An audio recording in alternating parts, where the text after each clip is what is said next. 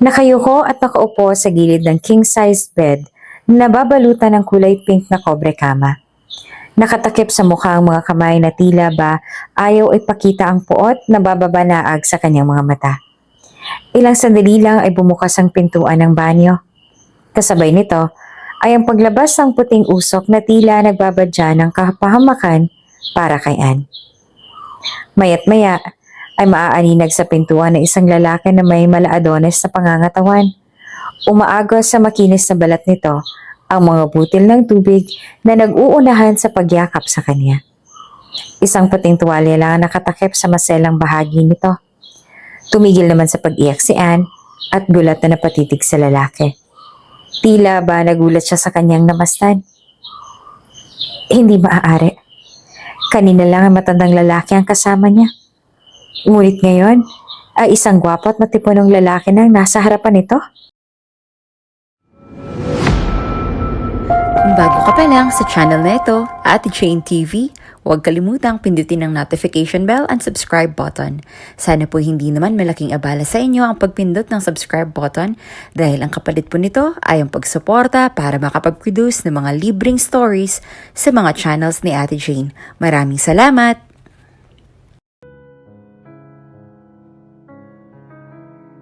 Sino ka? Sino ka sabi? Matandang lalaki nakabili sa akin mula sa demonyo kong asawa. Hindi ikaw. Umiiyak na sigaw ni Ann. Walang imik naman na lumapit ang lalaki sa kanya at parang nanunubok. Nanilisik ang mga mata na humakbang si Jude patungo kay Ann. Bayad ka na. Kesyo matandang lalaki o ako. Mangyayari ang dapat mangyari. Naiintindihan mo ba? Inalog-alog niya pa si Ann habang mariing itong hinawakan sa kanyang balikat. Sabay tulak bigla sa kanya. Walang hiya ka. Akala ko ba iba ka? Katulad mo rin palang asawa ko na nagbenta sa akin. Pare-pareho lang kayong mga demonyo. Sinuntok niya pa ng ilang beses sa dibdib si Jude. Huwag kang maingay. Tumahimik ka na lang. Total magugustuhan mo rin naman ang gagawin ko sa'yo. Maya-maya lamang.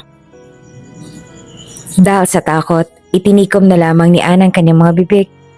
Umiyak man siya o sumigaw ay wala rin mangyayari kasi mukhang nasa isang hotel sila na malayo sa downtown area. Ayan. Kung sana ay tumahimik ka pa kanina pa, eh di sana hindi na kita kinailangang sigawan. Akmang yayakapin na sana siya ni Jude nang bigla namang nag-iyak ito. Tigilan mo na ako, please lang. Huwag mo nang ituloy yung binabalak mo. I know you're a gentleman at hindi mo magagawa yun sa akin. Hindi na magbabago ang isip ko. Oo, gentleman nga ako. But I need your body tonight. At yan ang magaganap sa kwartong ito. Bigla na lang itinulak ni Jude si Ann at dahil malakas ito ay wala nang nagawa ang babae. Hinablot pababa ni Jude ang kanyang panloob at naganap na nga ang kanyang inaasahan. Bakit itunuloy mo pa rin? Nagmamakaawa na nga ako sa'yo but you turned a deaf ear to me. Sorry. Hindi ko sinasadya. Agara namang tumayo si Jude at parang malaking pagsisisi sa paraan ng pag-angkin niya sa dating kasintahan. Sorry Ann. Kung alam mo lang sana kung gaano kitang kamahal, nadala lang ako ng bugso ng damdamin. Ngunit sa isip lang niya nasabi ang nawikang ito. Tuluyang nilisa ni Jude ang madilim na kwarto at hinayaan na lamang na magpahinga si Ann. Pagkalabas ay binilin na niya sa guard na bantayang mabuti ang kasintahan at huwag kalimutang dalhan ito ng masasarap na pagkain at bagong damit. Ang dumi ko na. Ang dumi-dumi ko na. Naiinis ako sa iyo, Jake. Bakit mo ako ibinenta sa lalaking to? Pumayag ako dahil sa sabi mo gagamitin mo ang pera para pampagamot sa nanay ko. Pero hindi ko lubos maisip na ganitong mangyayari sa akin. Humiga na lamang siya sa kama. Pilit na ipinikit ang mata upang makalimot sa naganap sa kanila ng lalaki.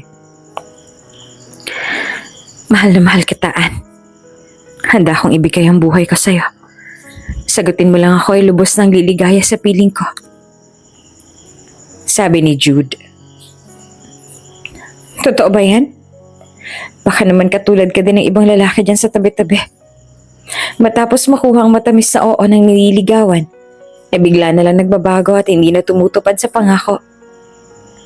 Ibahin mo ko. Sabay hawak sa kamay ng nililigawan at malagkit na tinitigan ni ito habang nagsasalita.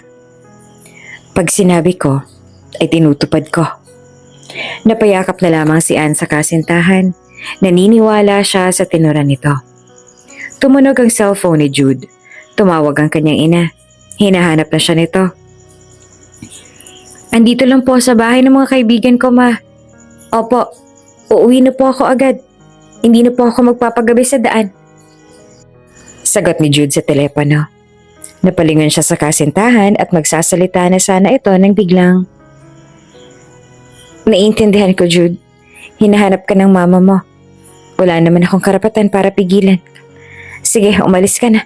Baka abutan ka pa ng dilim sa daan. Sabay simangot at tatalikod sa kasintahan. Nako, ang mahal ko, nagsiselo sa mama ko. Ikaw kaya mas mahalaga sa akin, Anne. Alam mo naman kung bakit ko sila pilit na sinusunod, di ba? Sana maunawaan mo. Okay lang ako, mahal.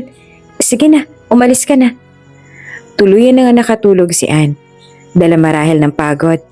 Hindi na kinaya ng kanyang katawan ang dinanas niya kanina lamang. Maaga namang nagising si Jude kinaumagahan. Dahil nagigilty ito sa ginawa sa kasintahan, ay minabuti niyang bumili ng bagong damit para dito. Naisin man niyang bigyan ito ng bouquet of red roses tulad ng dati, ay hindi pa niya maaaring gawin sapagkat sure na mabubuking siya nito. Buksan mo pintuan! Utos ito sa bodyguard. Heto, pera. Bumaba ka muna sa restaurant at kumain. Alam ko nagugutom ka na. Nang makaalis ang bodyguard ay nagtakip ito ng muka gamit ang isang maskara. Maliwanag pa. Bagka magkamali siya at makilala siya ni Anne. Bakit andito ka na naman? Hindi ka pa ba nasiyan sa ginawa mo sa akin kagabi? Sumbat naman ito sa dating kasintahan. You're a maniac. A freaking sex maniac. Nagkakamali ka sa iniisip mo.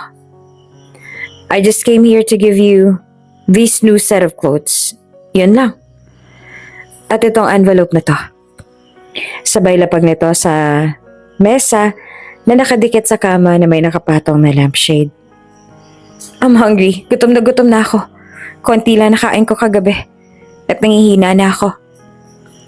Agad na tumalima naman si Jude para kumuha ng makakain. Tumawag siya ng room service ng hotel. Ano gusto mong kainin? Don't make me guess. Please. Gusto ko ng tapsilog. Mommy with egg at mainit na kape. Just the ordinary one, hindi yung 3-in-1. Masyado matamis yan. Naiintindihan ko. Sabay tango at binaling atensyon sa kausap sa telepono. Makalipas ng ilang sandali ay dumating ng in-order niyang pagkain. Agad namang nilantakan iyan ni Anne. See? Wala akong masamang balak. Mabait akong tao. Naisa sanang umamin kay Anne ng mga oras na yon, but something deep inside him keeps on saying na wag muna. Hindi pa panahon para malaman niya. Salamat. Maraming salamat. Walang anuman. Malambing na tugon ito. Bigla na lang lumayo si Jude. Kapag kasing nakukuryente siya sa mga malalagkit na titig ni Anne, but she stopped him from moving away. Maligo ka na lang muna. Alam ko naman na naaalibadbaran ka na sa suot mo. Mungkahin ito upang panandali ang makaiwas sa tukso. Nang makapasok ng banyo ay mabilis na tumalima si Jude palabas ng silid. Nagpagpasyahan niya na bumalik na lamang mamayang gabi. Diyos ko, anong nangyari at nasabak ako sa ganitong buhay? Naging mabuti naman akong anak sa inyo. Wika niya habang nakaluhod sa may gilid ng kama. Munti ka na ako dun kanina. Kung hindi ko napigilan ng damdamin ko, malamang nabisto na ako ni Anne. Hindi ko maikakaila na mahal ko pa rin siya. Hanggang ngayon, siya pa rin ang laman ng puso ko. Nasa bar na siya ngayon at umiinom ng paborito niyang alak na galing pang ibang bansa. Sir, may tawag po kayo sa telepono. Luis daw po ang pangalan. Sabay abot ng bodyguard kay Jude ng cellphone ito. Hello, kumpadre, kamusta ka na? Tanong ni Jude. Oh, Eto, dito pa rin. Sagot naman ni Luis sa kabilang linya. O bakit ka nga pala napatawag? May maganda ka bang ibabalita sa akin? Meron pare. Nahanap ko ng pinapahanap mo sa akin. Nahirapan pa nga ako nung una pero alam mo naman ako, pag sinimulan ko ay tinatapos ko. So, what is the good news? Malungkot na balita pare. Niloloko ka lang ng asawa ni Ann. Hindi totoo na may sakit ang nanay niya. Matagal lang hindi umuwi si Ann sa kanila at medyo may tampuhan ng mag-ina kaya hindi ito napunta roon. So, she has no idea regarding the physical condition ng nanay niya. Hindi man lang niya sinubukang tawagan. Ayon sa source ko, binabara siya ni Jake tuwing magbabalak siyang pumunta roon. Tapos tinatakot niya ang pamilya ni Ann na huwag silang magkakamaling tawagan nito. Kung hindi, papatayin niya ang kanilang ate. Napakagkakot talaga ng lalaking yan. Bulalas niya, galit na galit. Gustong gusto niyang tirisin na parang kuto si Jake. Sige Luis, pabantayan mo na lang ang pamilya ni Ann. Ang gusto kong gawin mo ay subaybayan mo si Jake. Alamin mo pare kung saan siya naglalagi at kung saan niya ginagamit ang perang pinambabayad ko sa kanya. Okay Jude, yun ang gagawin ko. Gabi na magpa siyang balikan ni Jude si Ann sa hotel. Hello, Miss Ann. Namiss mo ba ako? Tanong niya sa tonong para bang nang-iinis. Ikaw na naman. Akala ko matatahimik na ako ngayong gabi. Roses for you. Magandang binibini. Sabay abot nito sa kanya. Ano to? Suhol? Wala lang. Masama ba nabigyan kita ng roses? Thank you. Pinaganda mo ang gabi ko. Sabi ko naman sa'yo hindi ako masamang tao. Naniniwala ako. Pabulong niyang sabi. Dahan-dahan lumapit si Jude sa kinauupuan niya.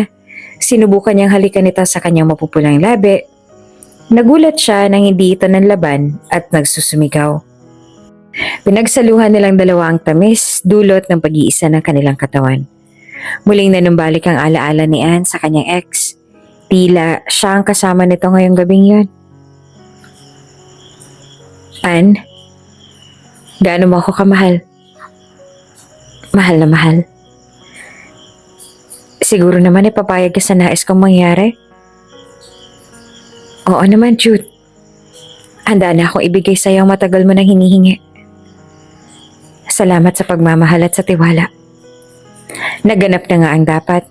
Pinagsaluhan ng magkasintahan ng tamis ng kanilang pagmamahalan. Paano yan mga kaibigan? Nanalo na naman ako.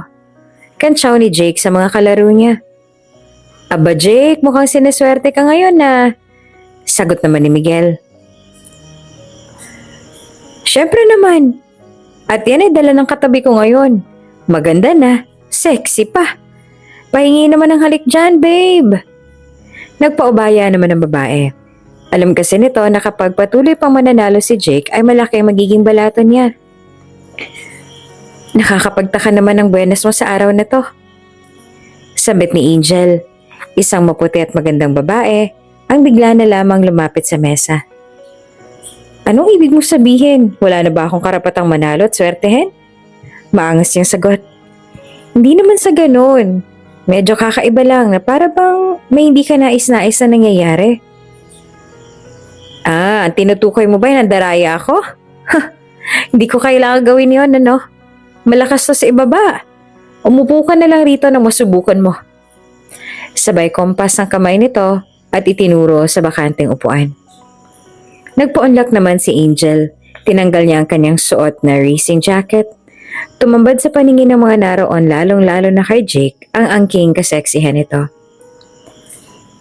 Bago tayo magsimula ulit, may ipupusta ka ba? Sapat na bang 500,000?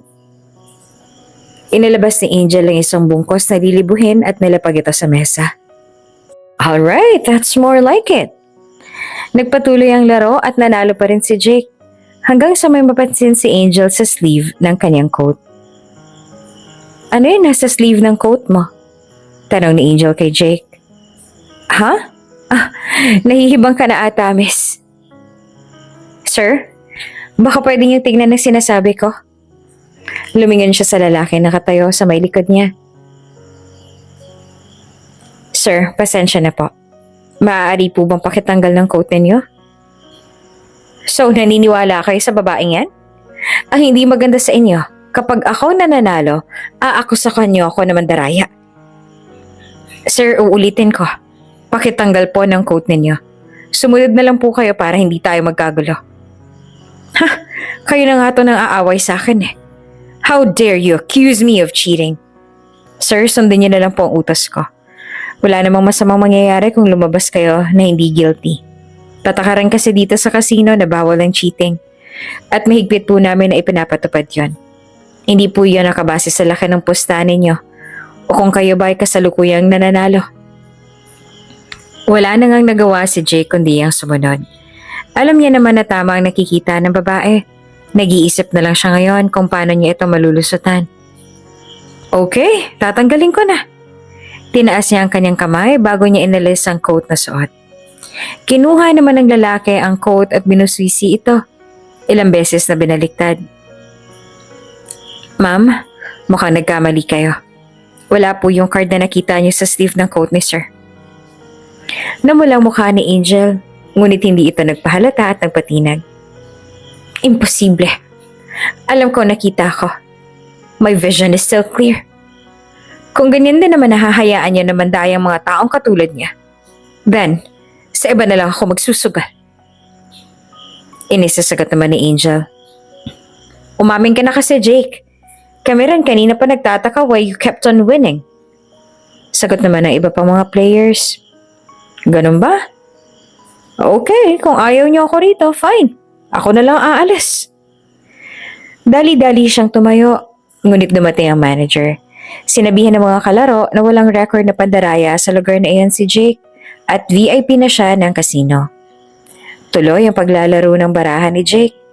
Ngunit this time, nagbago ang ihip ng hangin. Dahil wala na nga ang kanyang bertud, ayon, minalas na siya. Naubos ang puhunan niya at mga napalalunan. Hello? Jude, pwede ba tayo magkita? Sabi ni Jake sa kausap na sa telepono. At ano na naman ang dahilan? Bakit ka makikipagkita sa akin? Wala ka na naman bang pera? Oo, Jude eh. Ayaw mo ate eh. Kung ganyan, bawiin ko na lang si Anne sa'yo. Nag-e-enjoy ka naman sa kanya, diba? Alright. Name the place and time. Grabe talagang ugali nitong si Jude. Nasa kanya na ang asawa ko, kuripot pa magbigay ng pera. Mag-aalas 8 na magtagpo sina Jude at Jake sa Royal Palace.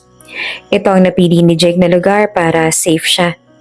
Minabuti muna ni Jake ang pumunta ng coffee shop habang naghihintay. Umorder siya ng black coffee with roasted beans. Pantanggal ito ng hangover kasi malakas ang sipa nito. Ang tagal mo namang dumating, kanina pa ako rito, naiinip na ako. Sabi pa ni Jake. Wow, ikaw pa talaga may ganang mainis. Tandaan mo ako ang mayaman dito. At lalo-lalo na ikaw ang may kailangan sa akin. Astig ka rin ah. Kung wala ka nga lang bodyguard, di matagal na kitang inupakan. Why don't you try? Eh hanggang puta ka lang naman eh. You're nothing compared to me. Bastado na kita, Jake. Benenta mo si Anne sa akin kasi adik na adik ka sa sugal. Hindi rin pala totoo na may sakit ang ina niya. Natigilan si Jake sa pagsuntok kay Jude. Pusoy na siya kumbaga sa game of cards. Dapat magpakumbaba na siya. Otherwise, he might not get what he is asking from Jude. But don't worry. Ibibigay ko sa'yo ngayon ang amount na hinihingi mo. But this is going to be the last time. May pipirmahan kang agreement na hindi mo kailanman gagambalain si Anne at ang kanyang pamilya. Ganon? Ganon na lang? E paano kung hindi ako pipirma sa agreement? Alam mo na dapat ang sagot dyan, Jake. Sinenyosan ni Jude ang isa sa mga bodyguard upang iabot ang bag ng pera at ang folder ng agreement. So what is it? Pera? O perma? Sayong-sayo na si Anne at ang pamilya niya. Sawang-sawa na rin ako sa kanila, no? Pinirmahan ni Jake ang agreement. Kinuha ang bag ng pera at dali-daling nilisan ang coffee shop. Binulungan ni Jude ang bodyguard na sundan niya ito upang malaman at makumpirma na sa sugal nga niya gagamitin ang pera. Nasaan na kaya siya? Hindi ko maintindihan ang nararamdaman ko. Kinakabahan at nananabik ako sa kanyang pagbalik. Ma'am, may binabibigay po si sir. Buksan po ninyong pinto. Ilalapag ko na lang po yung ibinigay niya. Marahang pinihit ng bodyguard ang doorknob. Sumilip muna siya bago tuluyang inilapag ang box of chocolates at teddy bear. Ang ganda. Pabulong na bulalas ni Anne. Sure ako na mamahalin ng mga to. For the first time in her life, she felt like a queen. Kakaiba pala mag-alaga ang lalaki na bumili sa kanya. May nakadikit pa na card sa box of chocolates na bigay ni Jude. Sa babaeng muling nagpatipok ng aking puso at gumising sa akin natutulog na damdamin. Maliman ang pamamaraan ng una nating pagkakalala. Pero sa bawat saglit na magkasama tayo, ay nagbabago ito. Sana ay maibigan mo ang alay kong mga tsokolate at teddy bear. Tanda ito ng aking pagpapakumbaba at pag-amin ng aking pagkakamali. Ang pananakit sa'yo nung unang gabi tayo nagkasama. Nakaka-touch naman. Bulong ni Anne sa kanyang sarili. Hindi ko naman akalain na ganito palang karomantik ang lalaking to. Aaminin man ni Anne o hindi, ay unti-unti na rin nakuhulog ang damdamin niya sa lalaki. Sana siya na lang ang naging asawa nito nung una pa lang at hindi na si Jake. Magkaiba kasi sila ng pagkatao. Kumbaga si Jake ay isang barumbadong nanggaling sa kung saang bundok at ang lalaki namang ito ay mistulang prinsipe o hari na handang ibigay ang lahat para sa kanya. Pero parang familiar ang style ng panliligaw niya. Bigla na lang nasambit ni Anne sa kanyang sarili. Katulad lang siya ni Jude, mabait at maginoo. Hindi kailanman nagbago kahit nang naging sila na. Binuksan naman ni Anne ang box of chocolates at kinain ang laman nito habang hinihintay ang muling pagbalik ng kanyang hari sa munti nilang kaharian. Gising ka pa ba, aking binibini? Bungad niya habang kumakatok sa pintuan. Oh, bakit ngayon ka lang dumating? Naalimpungatang sagot naman ni Anne. May inasikaso lang ako sa aking negosyo kaya naantala ang aking pagdalaw sa'yo. Pwede na ba akong pumasok? Sinuklay-suklay muna ni Anne ang kanyang buhok at inamoy ang sarili bago ito sumagot. Sa bagay, kaliligo lamang niya, ilang oras lang ang nakaraan kaya mabango pa siya. Sige, maaari ka nang pumasok. Naamoy niya ang halimuyak ng isang pamilyar na pabango ayon sa alaala ni Anne. Ganyan na ganyan din ang pabangong ibinigay niya noong nakaraan kaarawan ni Jude. Hindi kaya, pero imposible. Matagal na panahon na yon. Maaaring may asawa na siya at mga anak. The last time she checked his Facebook account, nasa Canada ito. Subalit hindi niya alam ang status nito kasi nakalock. Sorry kung late ako. Okay lang. Tugon niya habang marahang nagkibit balikat. Magsasalita pa sana si Jude nang bigla niya itong sinugaban. Natumba sila pareho sa malambot na waterbed. Hinalikan at niyakap niya ito ng mahigpit. O niya na-confirm na iyon nga ang brand ng perfume na naregalo niya sa ex. I need you tonight. Make me happy. Bulong niya sa tenga ni Anne. Sabay halik dito na siya namang nagpaigting sa pagnanasa niya. Oh my, yes! Gagawin ko ang lahat para mapaligaya ka. Marahan na hinaplas-saplas naman ang mga bisig niya. Muli na namang pinagsaluhan ng dalawa ang ligaya. Ngunit sa pagkakataong ito ay wala nang kasamang puot sa puso ni Anne. Malapit na yata akong mahalata ni Anne. Nagkamali yata ako sa ginamit na perfume. Napansin ko kanina na parang naaalala niya ito. Ano kayang dapat kong gawin para hindi siya makahalata at mawala ang kanyang pagdududa? Kinakausap ngayon ni Jude ang sarili gamit ang kanyang isip. Lingid sa kaalaman niya, si Anne ay gising na at pinapakiramdaman ang kanyang kilos. Sure ako na si Jude lang ang gumagamit ng scent na yan. Ngunit, pwede din namang mali ako. Popular naman ang brand na yun at maraming lalaking maaring magkagusto na gamitin yun. Malalim na ang gabi nang parehas silang makatulog. Kinaumagahan ay maagang nagising si Jude at nang mapagtanto na mahimbing ng tulog ni Anne, ay agad itong nag-shower at agad na umalis. Kailangan ko makaalis agad. Mahirap na hindi niya ako paalisin kapag nagising na siya. At baka hindi ko masagot ang mga tanong niya. O baka ayaw kong sagutin. Nag-iwan na lamang ng love note sa my bedside table si Jude. Ilang minuto lang ay lula na siya ng kanyang Ferrari Spider. At dahil matuloy nitong magpatakbo, agaran niya namang narating ang mansyon niya sa Batangas. Isa ang bahay na ito sa mga properties na naipundar niya sa perang inipon niya noong siya nagtatrabaho pa sa Canada. Yes, mayaman ang kanilang angkan. Ngunit ayaw ni Jude na umasa sa mamanahin niya sa kanyang mga magulang. Aling Teresa, paluto naman ako ng tapsilog at patimplan na rin po ako ng black coffee. Agarang utos niya, pagbungad niya sa kusina. Sige po sir, pahahatid ko na lang po sa bedroom ninyo. Sagot naman ng matandang katulong. Sa may veranda po manang, doon po muna ako magpapalipas ng oras. Okay po sir. Si Aling Teresa ang pinakamatanda sa mga katulong niya sa bahay. Kung tutuusin na pwede na sana itong magretiro. Kaso sabi niya na aantayin na lang muna niyang maikasal si Sir Jude niya, then okay na. Bata pa lang kasi si Jude ay andun na siya sa pamamahay na yon. Napamahal na sa kanya ang bata na parang tunay niya ng apo. Masyado pang maaga para malaman ni Anne ang aking lihim. Ano kaya ang dapat kong gawin para maiwasan ko ang kanyang paghihinala? Kapag hindi naman ako nagpakita na matagal, ay baka lalo niya akong pagdudahan na may tinatagong lihim sa kanya. Matalino si Anne. At makasilip lang ito ng konting butas, ay kayang-kaya niyang pagdugtong-dugtongin ang mga pangyayari. Nasa malalim na pagmumuni-muni ang gwapong bachelor nang maulinigan ang tawag ni Aling Teresa mula sa ibaba. Nakagawian na kasi itong mag-abiso muna bago umakyat. Isang paraan ng pagbibigay respeto sa kanyang senyorito.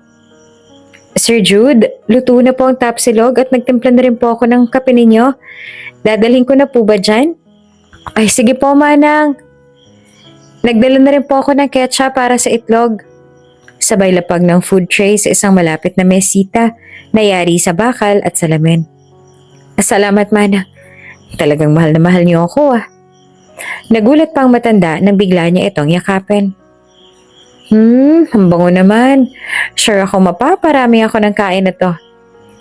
Nang makababa si Aling Teresa ay pinagpatuloy nito ang ginagawa niya. Abala siya dito nang dumating ang isa sa mga bodyguard ng kanyang senyorito. Manang! Baka naman may natirang almasal pa dyan. Gutom na rin kasi ako. Sabi naman ni Jose. Aba, teka. Alam ko may konti pang sinangag dito at meron pang itlog. Okay lang ba sa'yo?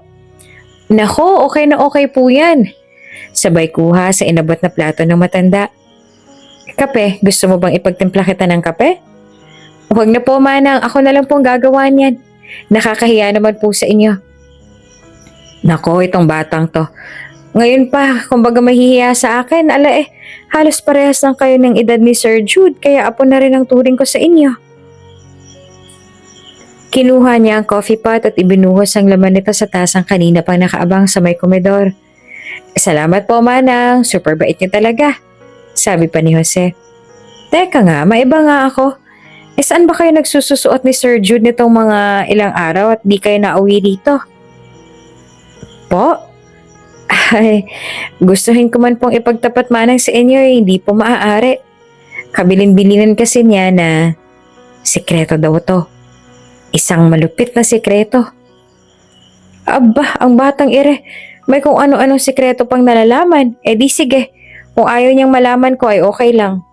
Kumbaga ako lang ay nag-aalala. Baka kung ano na yan at baka mapahamak siya. Huwag kang mag-alala manang. Di ko naman po hahayaang may mangyari kay senyorito. Matibay ire. Sagot pa ni Jose. Nagyayabang ka na naman. Talagang dapat lang na hindi siya mapahamak kundi malilintikan ka sa akin. Tanghali na magising si Anne. Mababanaag sa kanyang mga kipot na labi ang ngiti. Naging ubod ng tamis. Bakit nga ba hindi? She just had the best sex of her life kagabi. May lakip itong pagmamahal. Matapos ang ilang beses nilang pagsisiping, ay unti-unti nang nade-develop ang feelings sa lalaking yon. Hindi nga niya maintindihan ang sarili kung bakit nangyayari iyon. Para bang matagal niya na siyang kakilala. Ang gwapo niya. Napaka-gentleman pa. Wala na talaga ako mahihiling pa. Nagsasalita siya habang nagsashower sa banyo. Matapos noon ay umupo siya sa upuang yari sa nililok na kahoy na upholstered with leather. Iginala niya ang kaniyang paningin sa buong kwarto at noon lang niya napagtanto na ito ay mamahalin. Nakita niya sa isang corner na ito ay isang minibar. Lumapit siya rito. Kumuha ng baso at matapos makapili ng alak ay nag-decide na uminom. Sino kayang lalaking yun? May malaking pagkakahawig kasi siya sa aking ex na si Jude. Mga kilos at pati pabango na gamit niya ay katulad rin ng sa ex ko. After she had drunk so much, nagpa siya ng mahiga muli.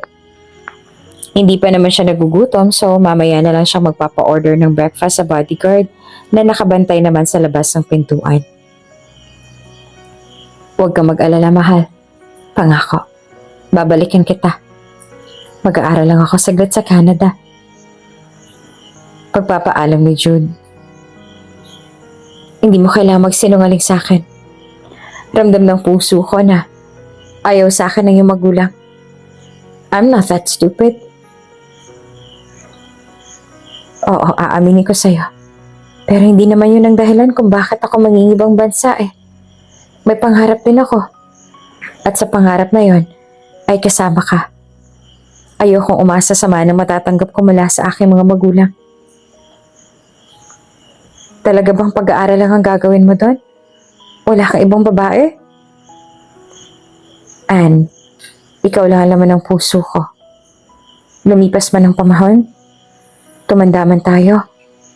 Ikaw pa rin ang hahanapin ko. Hindi na ba magbabago ang isip mo? Sabi mo mahal na mahal mo ako. Bakit parang bingi ka sa kahilingan ko? Ang dami namang magagaling sa universidad sa Maynila. Why do you need to go to Canada?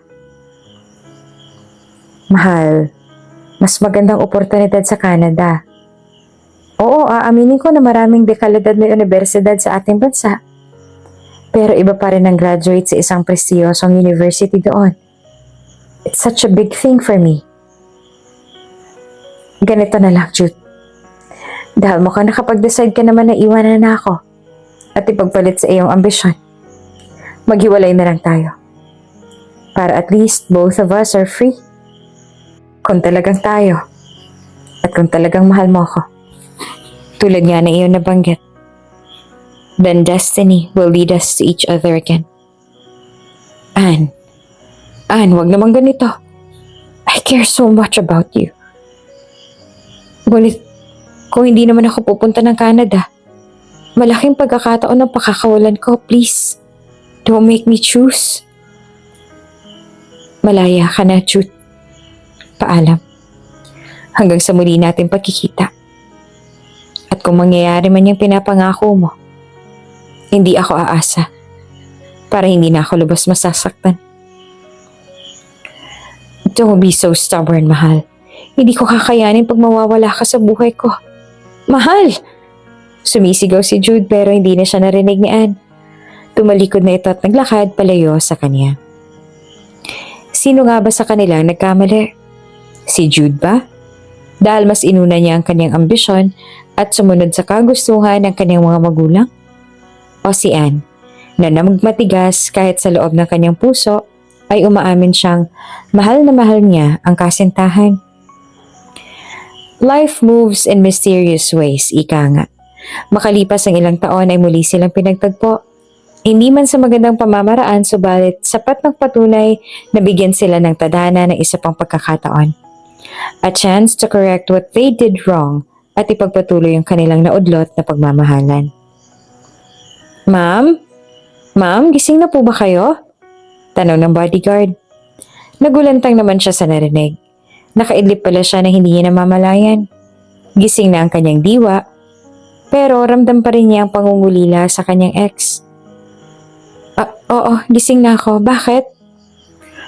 O-orderan ko na po ba kayo na makakain? Baka kasi gutom na kayo? Sige. Tapsilog at black coffee na lang. Please make sure na mainit yung kape. At kung maaari ay yung walang sugar. Masakit kasi ang ulo ko. Sige po.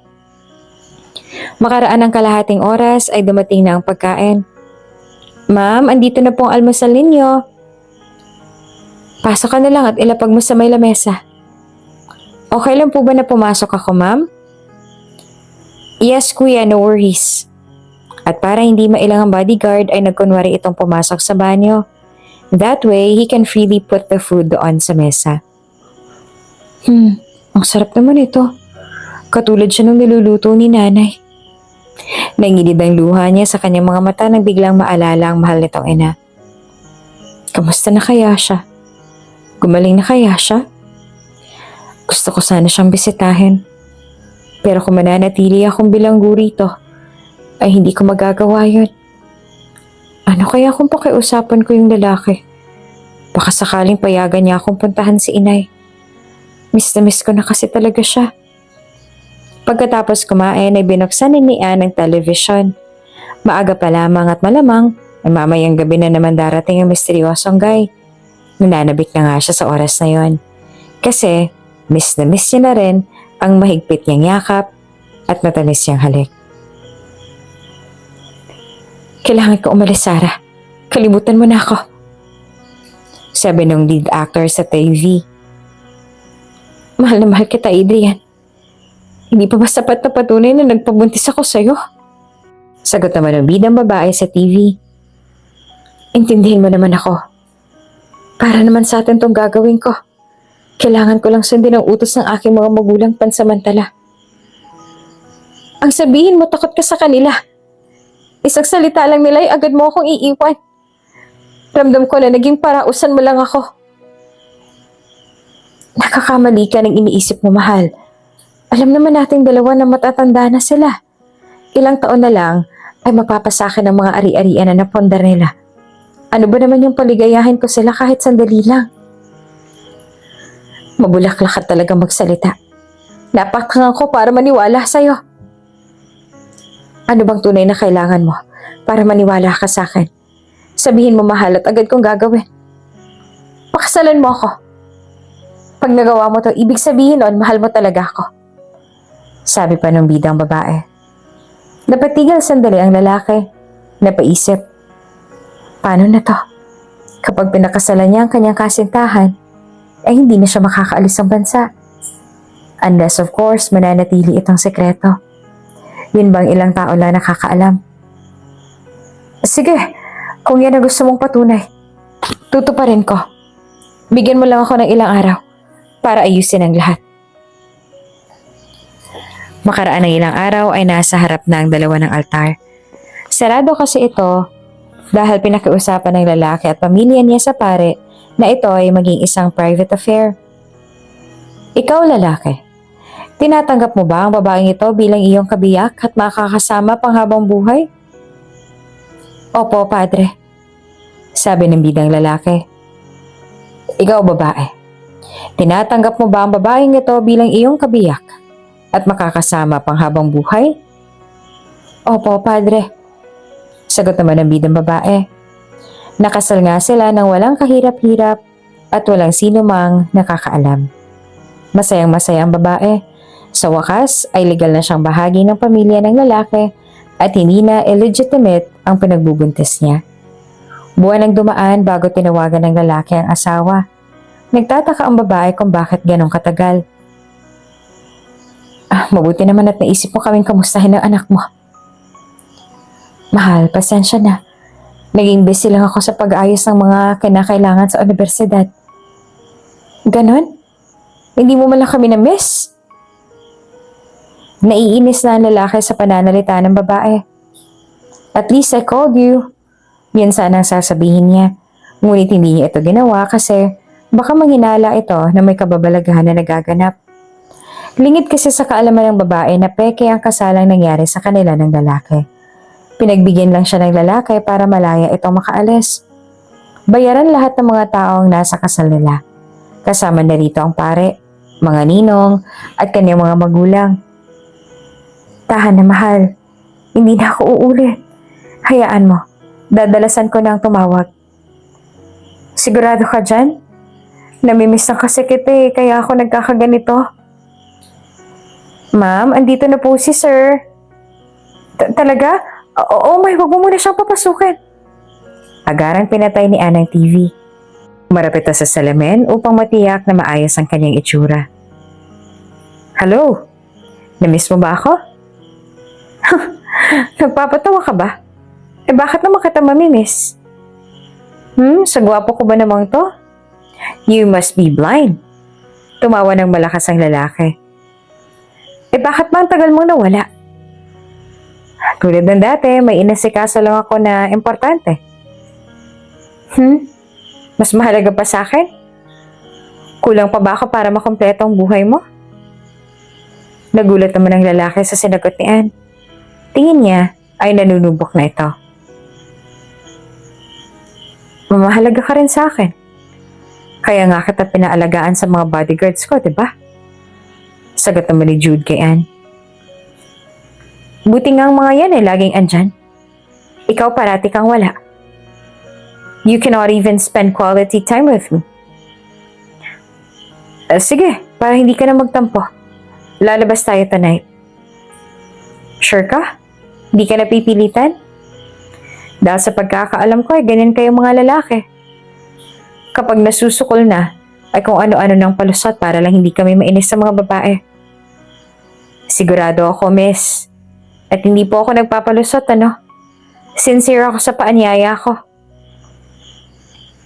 Bagamat napilitan, pumayag na lamang si Jude na ilabas si Ann para maibsan ang pagdududa nito.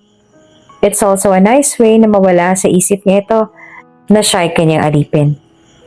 Gabi naman ngayon at sa restaurant na pagdadalan niya ay walang makakakilala rito at wala rin manggugulo dahil sa kanya naman ito. Salamat. Salamat sa pag-aaruga sa akin. Walang anuman. Magpapakuha ako na isusuot mo sa aking bodyguard. Iba ka talaga sa mga nakilala kong lalaki. Ngumiti na lamang si Jude at lumabas ito panandalian ng kwarto upang malayang makapag-ayos si Ann at matawagan na rin niya ang manager ng kanyang restaurant at abisuhan nito na pupunta sila doon mamaya. No worries siya kasi lahat naman ng mga empleyado na kinuha niya ay mapagkakatiwalaan. Here we are. Wow, ang ganda naman dito, mukhang mamahalin na. Pinili ko talaga ang lugar na to para sa atin. Teka, bakit ko konti lang ang kumakain dito? Kasi gabi na. Malamang tapos ng mga tinatawag nilang rush hour. Tama naman si Jude. Around 10 p.m. naman na kasi. Meaning, halos wala na talagang kakain sa restaurant dahil tapos na sila kanina pa. So, ano gusto mong kainin? Iniabot niya ang menu kay Ann.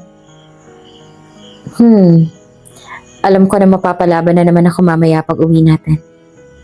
May kapilihan ng tono ng kanyang boses. Piliin mo na ang nais mo, aking binibini. You are my queen, remember? Napangiti naman si Jude sa tenoran nito.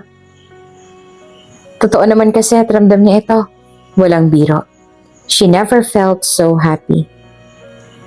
Bakit pala dito mo ako sa restaurant na to dinala? Bukod kasi sa malayo parang wala naman atang masasakyan kung sakaling masiraan tayo. Huwag kang magpiro ng ganyan at baka magkatotoo. Pagsaway naman ni Jude kay Ann. Oh, may superstitious belief ka rin pala. Pasensya na. Naman ako kasi to sa aking mga magulang na negosyante.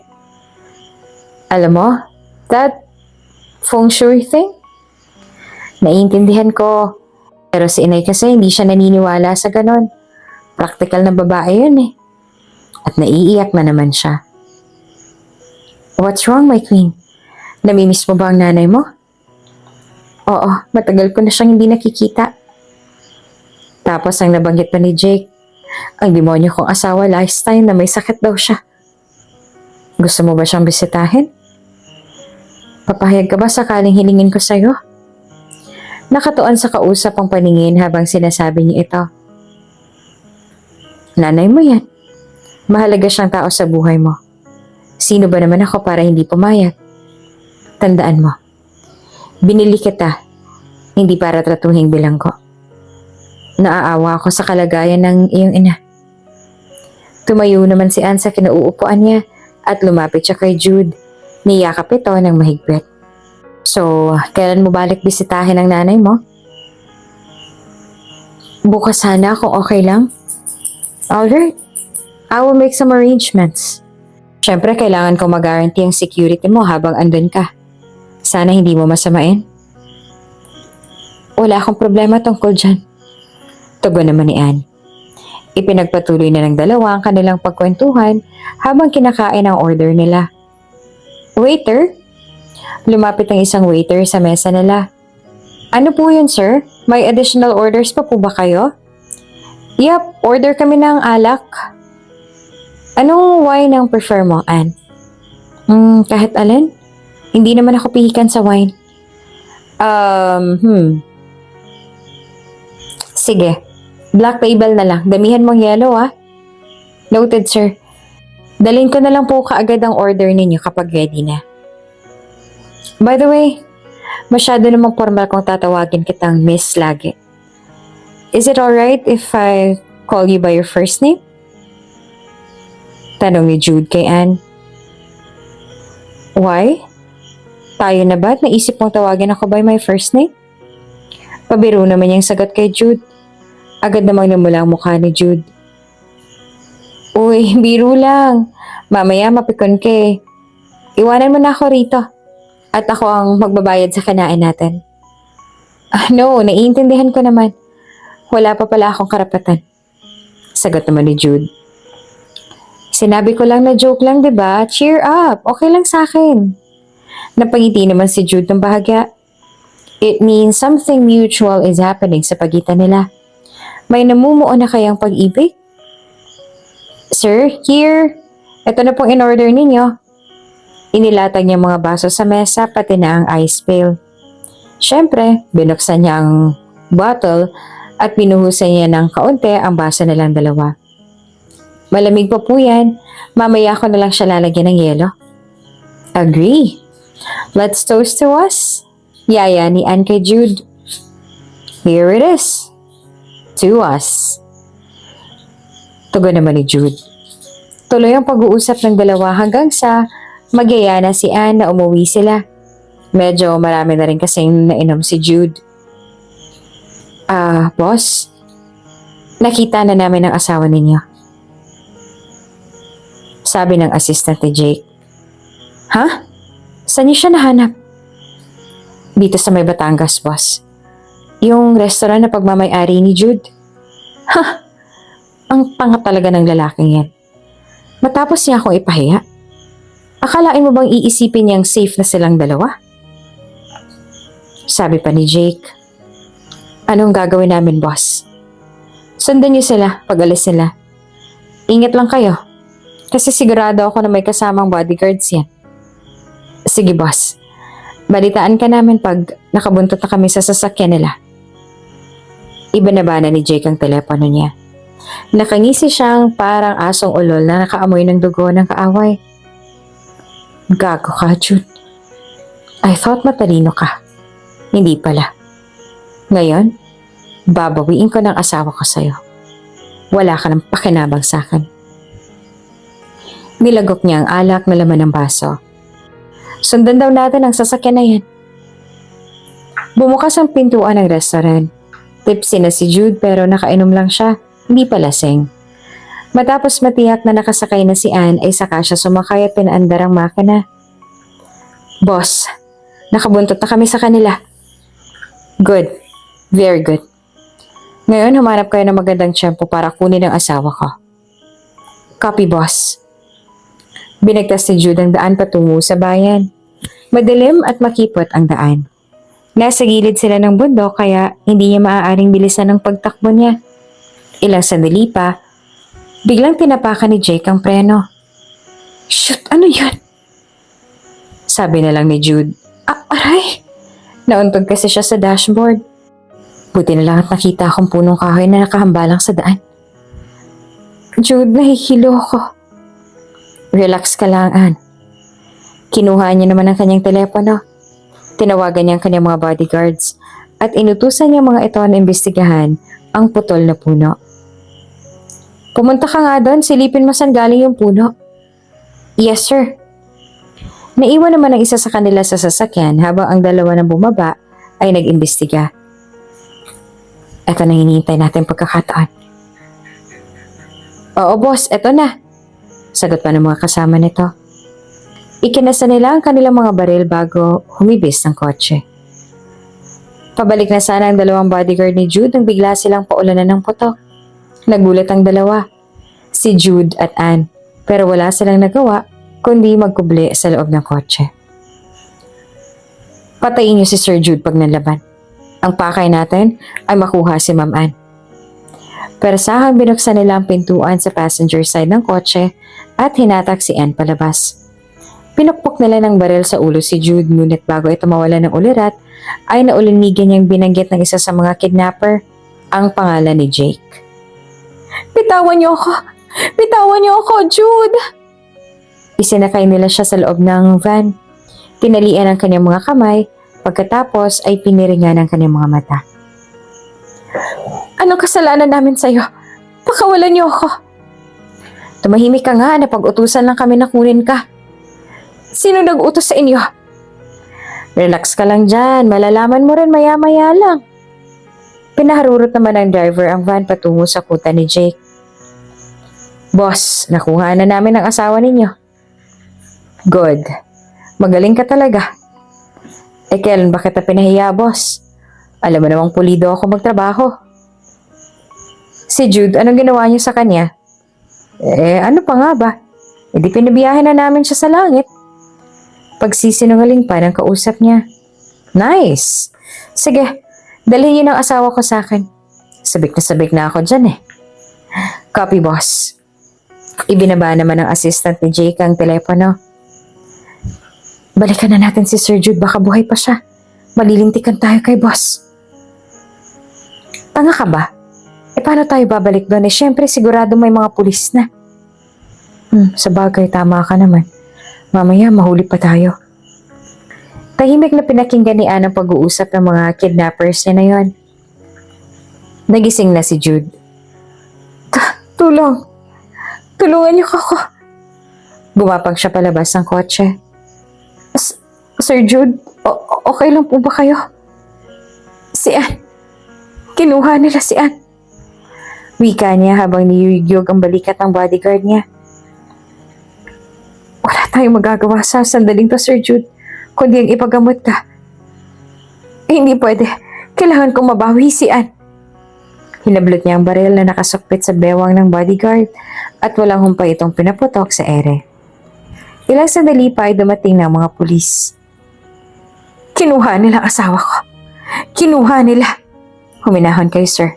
Malala ang sugat ninyo sa noo. Kailangan siyang tahiin. Hanapin niyo si Ann. No worries, sir. Sinundan na sila ng mga otoridad. Okay. At tuluyan na nahimatay si Jude. Nasa ospital na siya sa Maynila nang magising. Nakabantay naman ang dalawang pulis sa labas ang pintuan ng kanyang kwarto. Pumasok ang isang doktor. Medyo gumagaling ng sugat niyo sa ulo, sir. Kapag hindi kayo nagsuka, maaari na po kayo ma-discharge bukas. Dok, kailangan ako ng asawa ko ngayon. Kinidnap siya. Hinatak niya ang lab coat ng doktor habang sinasabi niya ito. Pahinga lang muna kayo, sir. Binaling naman ng doktor ang atensyon niya sa nurse sa kasama nito. Give him some sedative para makatulog. May konti pa siyang trauma sa nangyari. Yes, doc. Lumabas na ng kwarto ang doktor. Naiwan na ang nurse upang bigyan ng sedative si Jude. Kinaumagahan ay napansin naman ni Jude na malakas na siya. Tatayo na sana siya mula sa kanyang kama nang dumating ang isang nurse para i-check naman siya. Good morning, sir. Kamusta na po ang pakiramdam ninyo? Malakas na ako, nurse. Baka pwede mo na akong palabasin dito? I have to find my wife. Sir, kalma lang po. Nag-utos naman na po si Doc na i-discharge kayo. Sagot naman ng nurse. Ilang oras pa ay hinatid na ng mga pulis si Jude sa kanyang mansyon sa Batangas. Naku Jude, saan ka ba nagsususuot at nagkaganyan ka? Alalang sabi ni Aling Teresa. Okay na ako, manang. Timplahan niyo na lang po ako ng black coffee. O sige, yun ang gagawin ko. Sagot naman ni Aling Teresa. Nang makaalis ang katulong ay sinenyasan niya ang head ng mga bodyguards niya na umakyat sa veranda. Magsama ka ng ilang mga tauhan. Halughugin niyo ang buong Batangas at ang mga karatig bayan hanggang sa mahanap niyang babaeng to. Ibinigay niya sa kausap ang larawan ni Anne. At huwag kayong babalik rito hanggat hindi niyo nagagawang utos ko. Sige po, Sir Jude. Agad na kumilos ito. At nang pababa na siya ay nakasalubong niya si Aling Teresa. Ano ba talaga ang nangyari, Jude, at kailangan pang ihatid ka ng mga pulis sa bahay? Pag-uusisa nito na may halong ka ba? Wala yun, manang. Medyo napatrobo lang ako kagabi. Ito talagang bata na to. Wala ka nang pinagbago mula nung ikay bata pa. Nanaog ng hagdan si Manang nang may pag-aalinlangan sa kanyang puso. Imposibleng-simpleng trobo lang. Bakit kailangan niyang utusan ng mga bodyguards niya? Dumiretso na lang si Aling Teresa sa kusina habang iniisip ang mga narinig at nakita niya. Samantala, dali-dali namang lumabas ang mga bodyguard para hanapin si Anne. Malaking kalibre ng armas ang dala nila. Itali niyo ng mahigpit yan. Malilintikan tayo kay Boss Jake pag nakawala yan. Akong bahala. Mahigpit na binantayan ng mga kidnapper si Anne. Andito na kami sa hideout, boss. Sige, papunta na rin ako dyan. Siguraduhin niyo na lang na komportable ang bihag natin. Sabi pa ni Jake sa kanyang mga tauhan. No problem, boss. Basta ba pagdating mo dala ng bayad namin. Oo naman, dala ko. Masyado kang atat. Naniniguro lang, boss. Naniniguro lang. Magiging akin ka na ulit, Anne. Hindi ka na mababawi ni Jude sa akin. Ako at ako lang ang makikinabang sa'yo. Tumawa naman ng malakas si Jake na para bang nanalo na siya sa loto. Bilisan mo ang pagpapatakbo. Sabik na akong makita ang asawa ko. Opo, boss. Sagot naman ng driver. Tinapakan niya ang akselador para tumulin pa lalo ang takbo ng kotse. Makaraan ng ilang minuto ay kaharap na ni Jake si Anne. Tanggalan niya ng sako sa ulo ang mahal ko. Pasigaw na utos niya sa kanyang mga tauhan. Walang hiya ka. Ikaw palang nagpakidnap sa akin. Matapos mo akong ibenta, ito naman ang gagawin mo sa akin. Nagpupumiglas sa sigaw ni Anne. Kalma lang, asawa ko. Andito na sa harapan mo ang tunay mong asawa. Asawa? May gana ka pang tawagin akong asawa? Oo naman. Legal naman tayo mag-asawa, diba? Sa pagkakaalam ko, wala pang diborsyo dito sa Pilipinas. Kaya't asawa pa rin kita. Hindi kita asawa dahil demonyo ka. Tumahimik ka. Nasarapan ka naman sa piling na lalaking bumili sa'yo, diba? Mas magaling ba siya kaysa sa akin?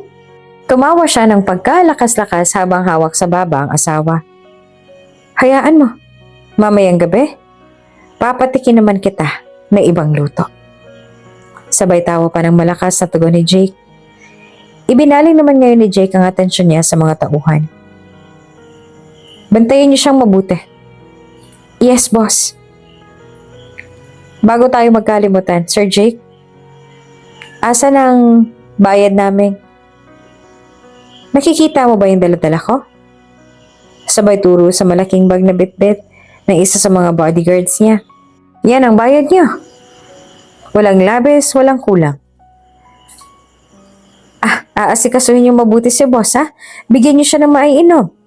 Sagot naman ng isang tauhan ni Jake. Agad namang tumalima ang mga tauhan.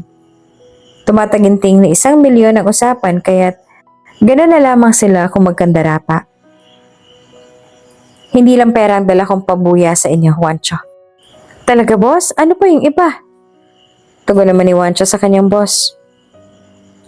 Negosyo. Ibang negosyo. Kung saan maaari kayong kumita ng milyon-milyon. Gusto ko yung narinig ko, Boss Jake. Aba, dapat lang. Kasi alam ko na madiskarte at magagaling ang mga tauhan mo. Kaya sa'yo ko lang to ina-offer. Anong negosyo naman yan? Droga. Mainit ngayon yan ah. Madaling pagkakitaan. Tama ka dyan. At syempre, dadagdagan pa natin ang kidnap for ransom. Abay, kung ganyan naman, edi sure, kasali kami. Sabay tunggapan ng alak na nasa baso niya. Handa ka na ba sa susunod mong misyon? Inilahad ni Jake ang plano niya. Pinaniwala niya nakikita ng milyon sina Wancho at ang mga tauhan nito sa gagawin. Ano sa tingin mo, Wancho? Okay ba yung plano ko? Agree, boss. Tuso si Jake. Alam niya na nakilala ni Anne ang mga nangidnap sa kanya. Kaya sinet up niya ang mga ito para mahuli o mapatay ng mga otoridad. Kinaumagahan ay dinala na ni Jake si Anne. Sinabihan niya si Wancho na sumunod sa kanila sapagkat uumpisahan na nila ang misyon na nabanggit niya. Sumunod na lang kayo sa akin. Matapos kong iuwi ang asawa ko, ay diretso na tayo sa laboratorio. Sige, boss. Sagot naman ni Wancho. Nasilaw si 1 milyon na ibinayad niya sa kanila kaya sunod-sunuran ang mga ito sa kanya.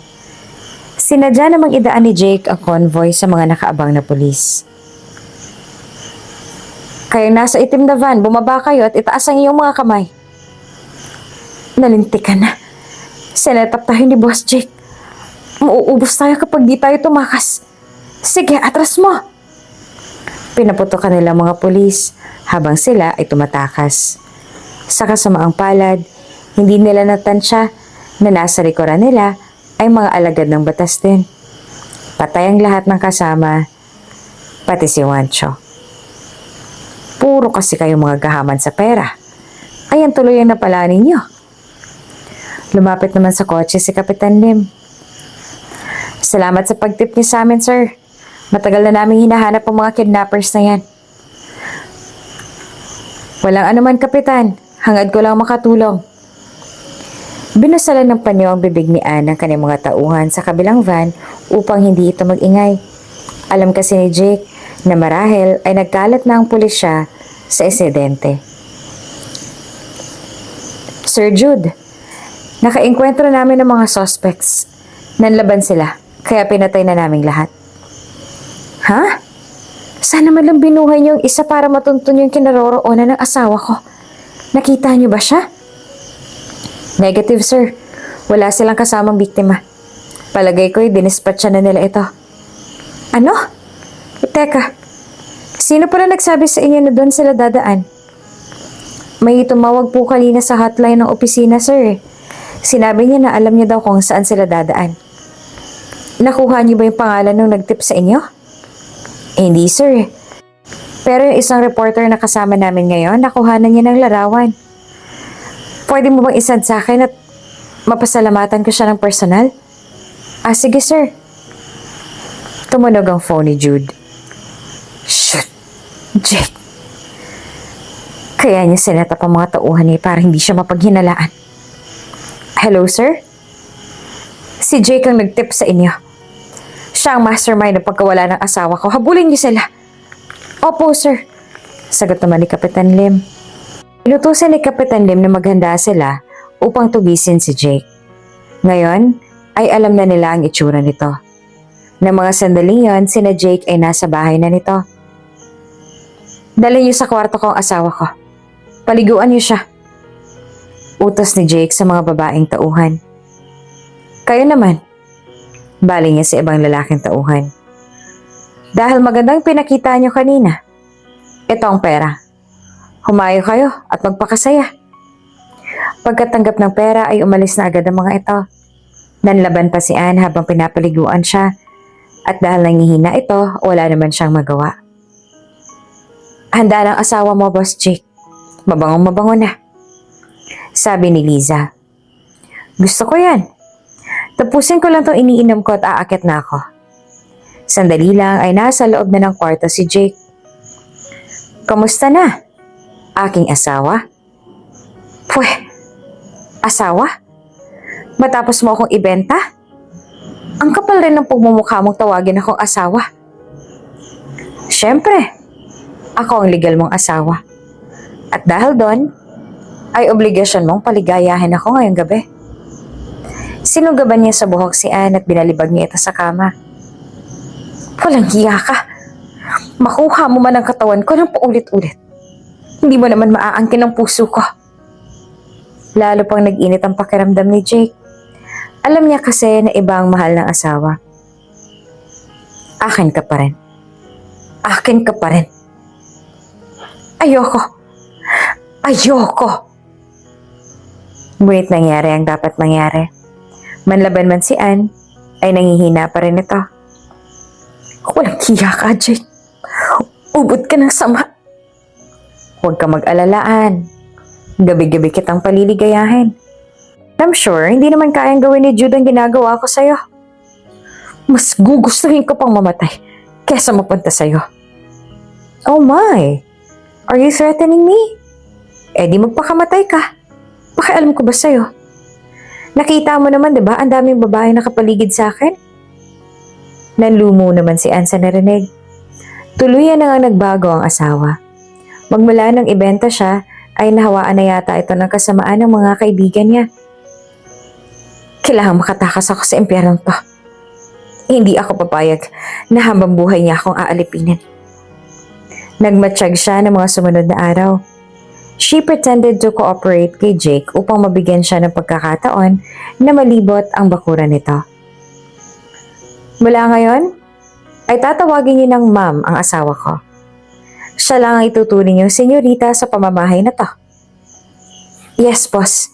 Masusunod ang inyong kagustuhan. Dapat lang. Sayang naman ang binayad ko sa inyo kung hindi niyo gagawin ang inuutos ko.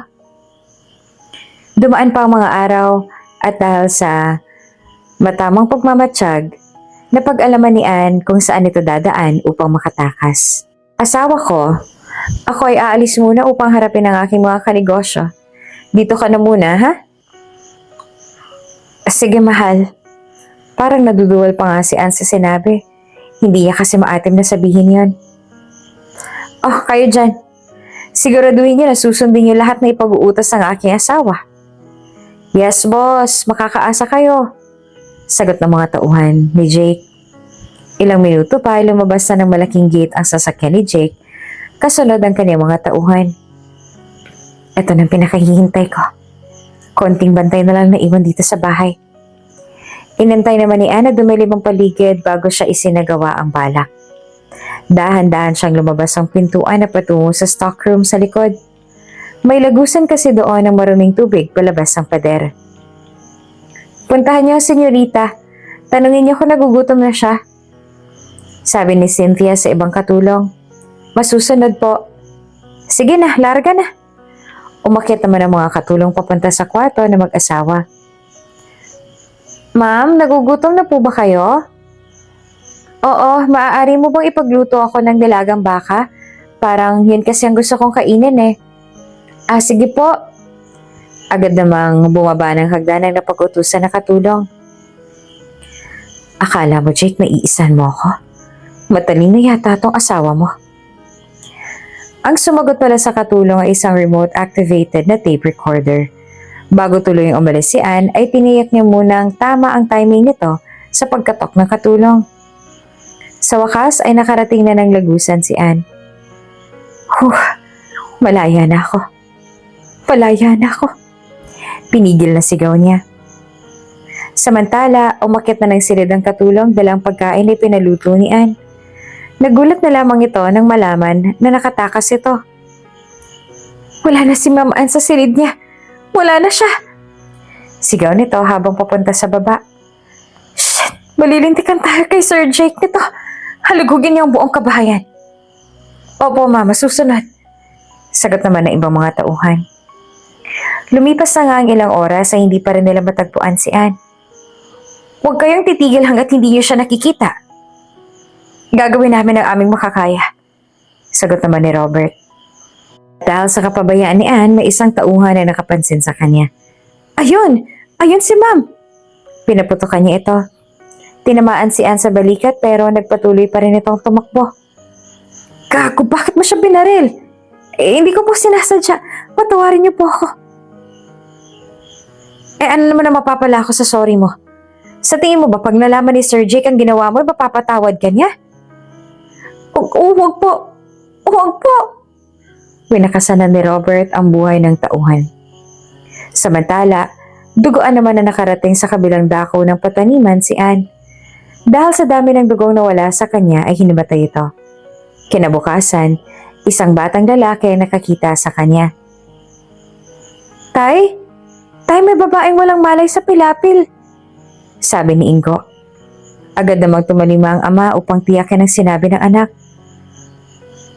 Oo nga anak, halika tulungan mo ako, dali natin siya sa bahay. Sagot pa ni Mang Tomas kay Ingo. Opo tay.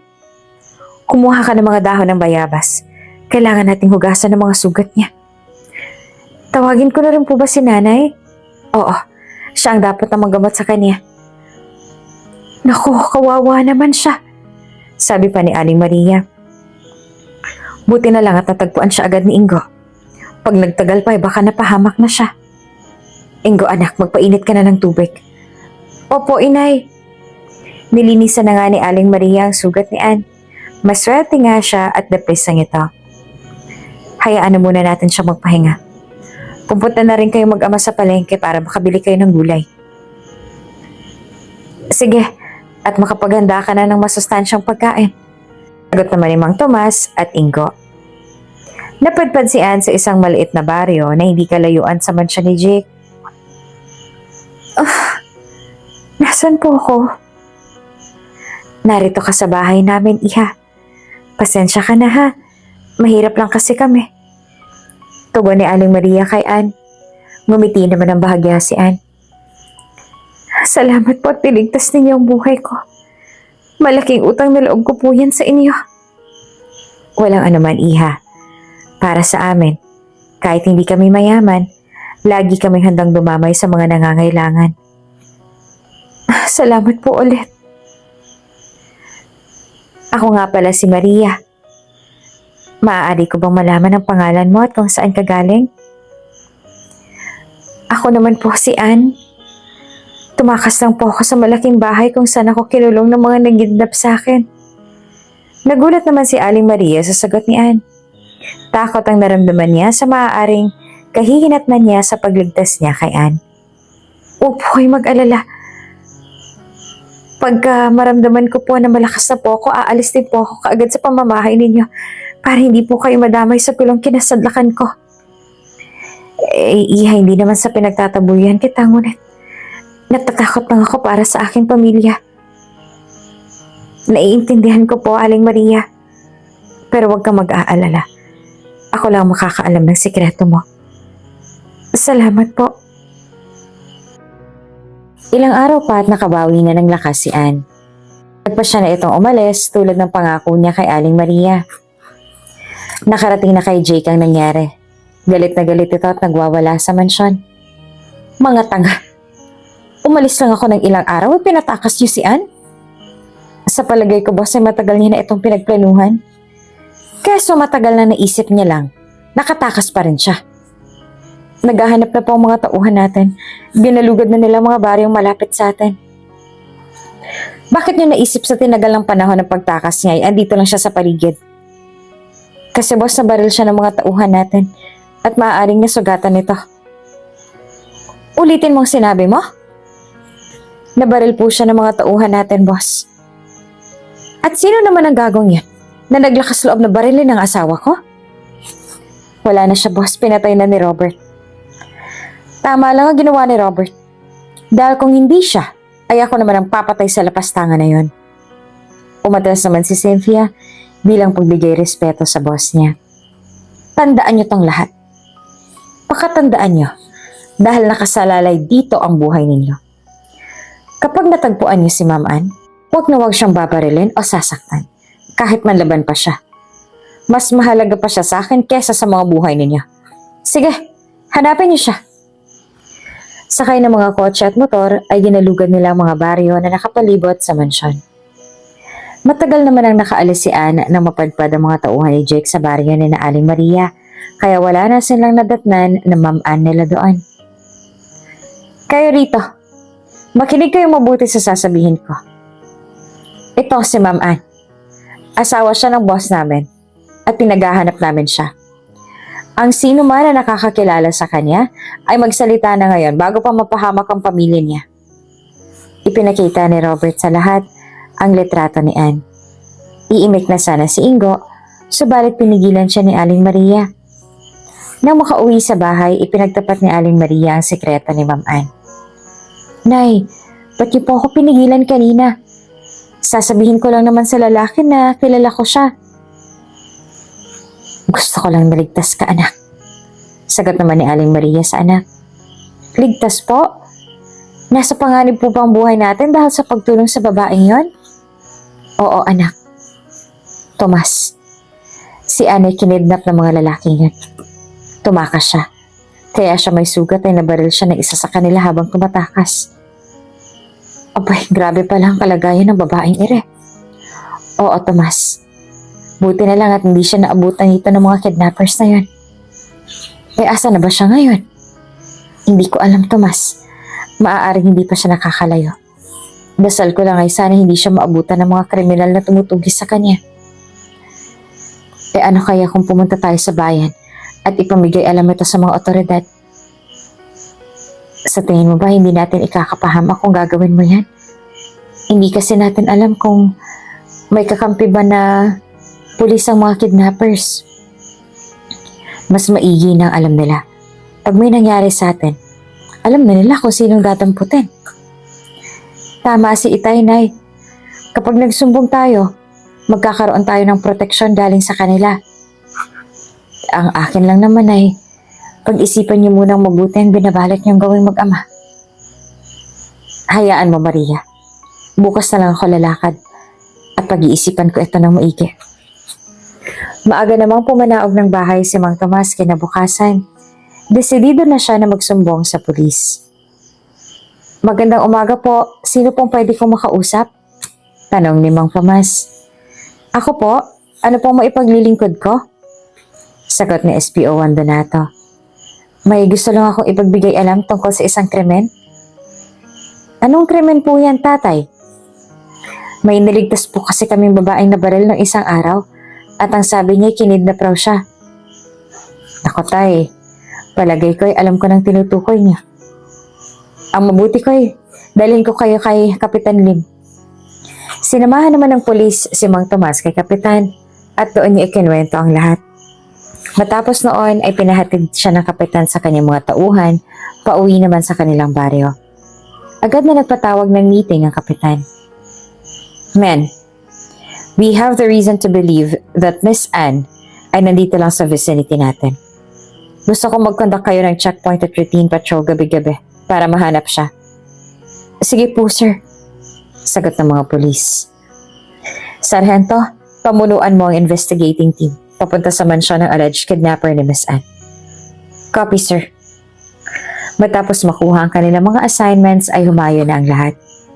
Tinawagan naman ni Kapitan si Sir Jude upang ipagbigay alam ang development sa kaso ng kanyang nawawalang asawa. Hello, Sir Jude? Kapitan, ikaw pala. Anong maipaglilingkod ko sa inyo? May bago na pong development sa inyong nawawalang asawa. Talaga? Nakita na ba siya? Opo. May isang pamilya na nakakita at tumulong sa kanya. Subalit ang sabi, sugatan daw po siya nung ginamot nila. Ha? Asan siya ngayon? Ang sabi ng lalaki, umalis raw ito sa pamamahay nila upang hindi sila madamay. Paano natin siya hahanapin ngayon? Nag-aalalang tanong ni Jude.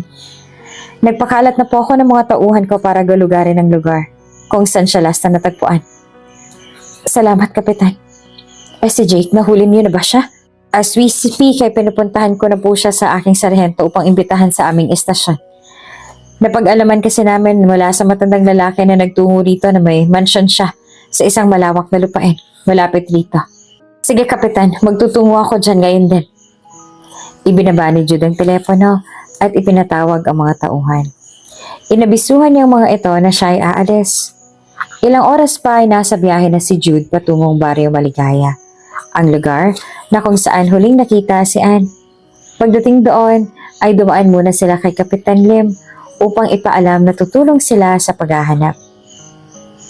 Kapitan, kamusta na? Maligayang pagdating, Sir Jude.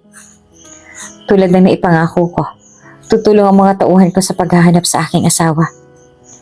Sa palagay ko, hindi ko po mapapayagan yan, Sir Jude. Bakit naman? Asawa akong nawawala. Karapatan ko na malaman kung saan siya at kung ligtas pa siya. Naiintindihan ko, Sir Jude. Pero sa palagay ko, ay sapat na ginagawa ng aking mga tauhan upang mahanap siya. Mukha yatang hindi ko nagugustuhan ang iyong sinasabi. Hayaan niyo na lamang po kami ang kumilos. Ayoko lang kasi na may masabing ibang tao kapag nakita silang malayang gumagala sa aming lugar. Sige, Kapitan, kung yan ang iyong nais. Paano? Ako ay hahayo na muna sa aking tinutuluyang hotel upang makapagpahinga. Pasensya na, Sir Jude. Bakas naman sa mukha ni Jude ang pagkadismaya. Sino ba naman ang hindi? Pero may punto naman si Kapitan Lim, kaya't napagpasyahan na lang niya na sumunod na muna rito. Hayaan na muna natin ang mga pulis na kumilos. Ngunit kapag nakasilip tayo ng pagkakataon, ay tutulong tayo. Wika naman niya sa kanyang mga tauhan. Naglagi na lamang sa hotel si Jude. Nag-aalalang naghihintay ng balita ukol sa kinaroroonan ni Anne.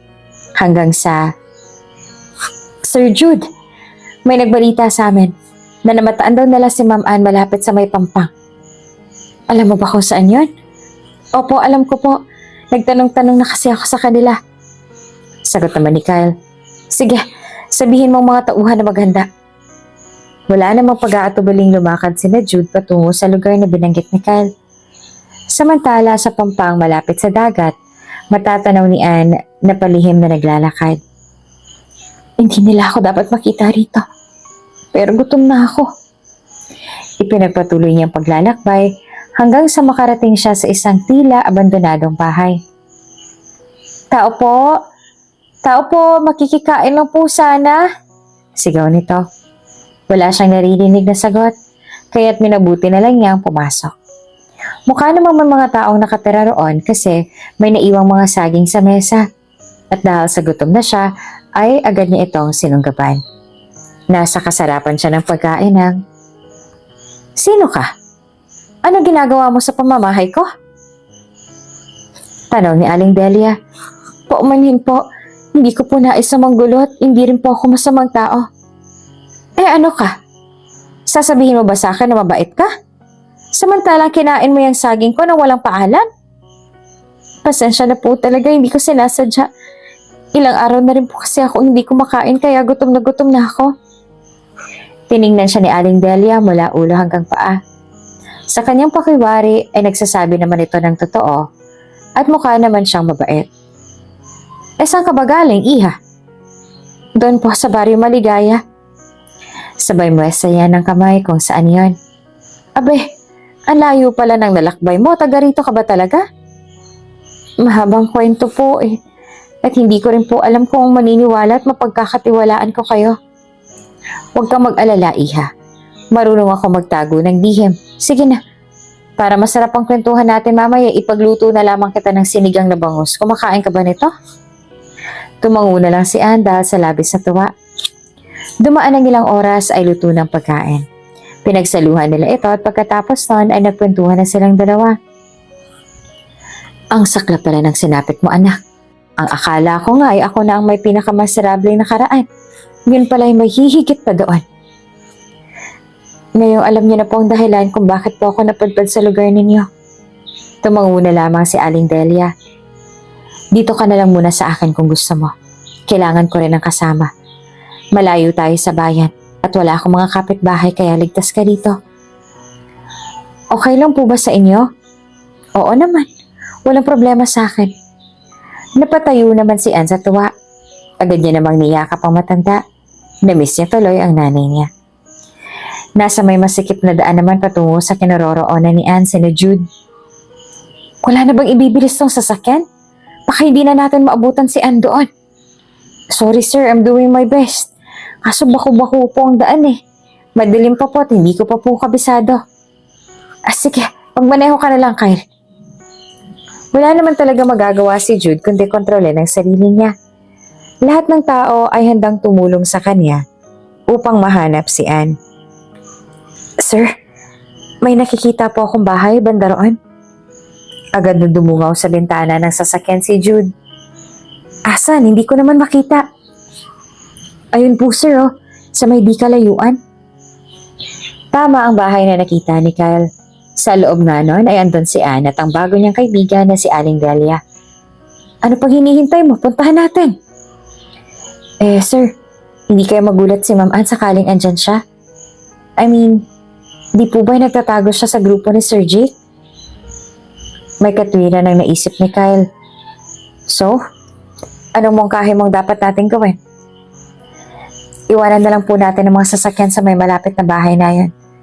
Tapos, pag malapit na tayo, papatayin ko ang ilaw. Sige, maganda yung naisip mo, Kyle. Yan na lang ang gawin natin. Ilang minuto pa, mga 10 hakbang na sila, nasa bahay na.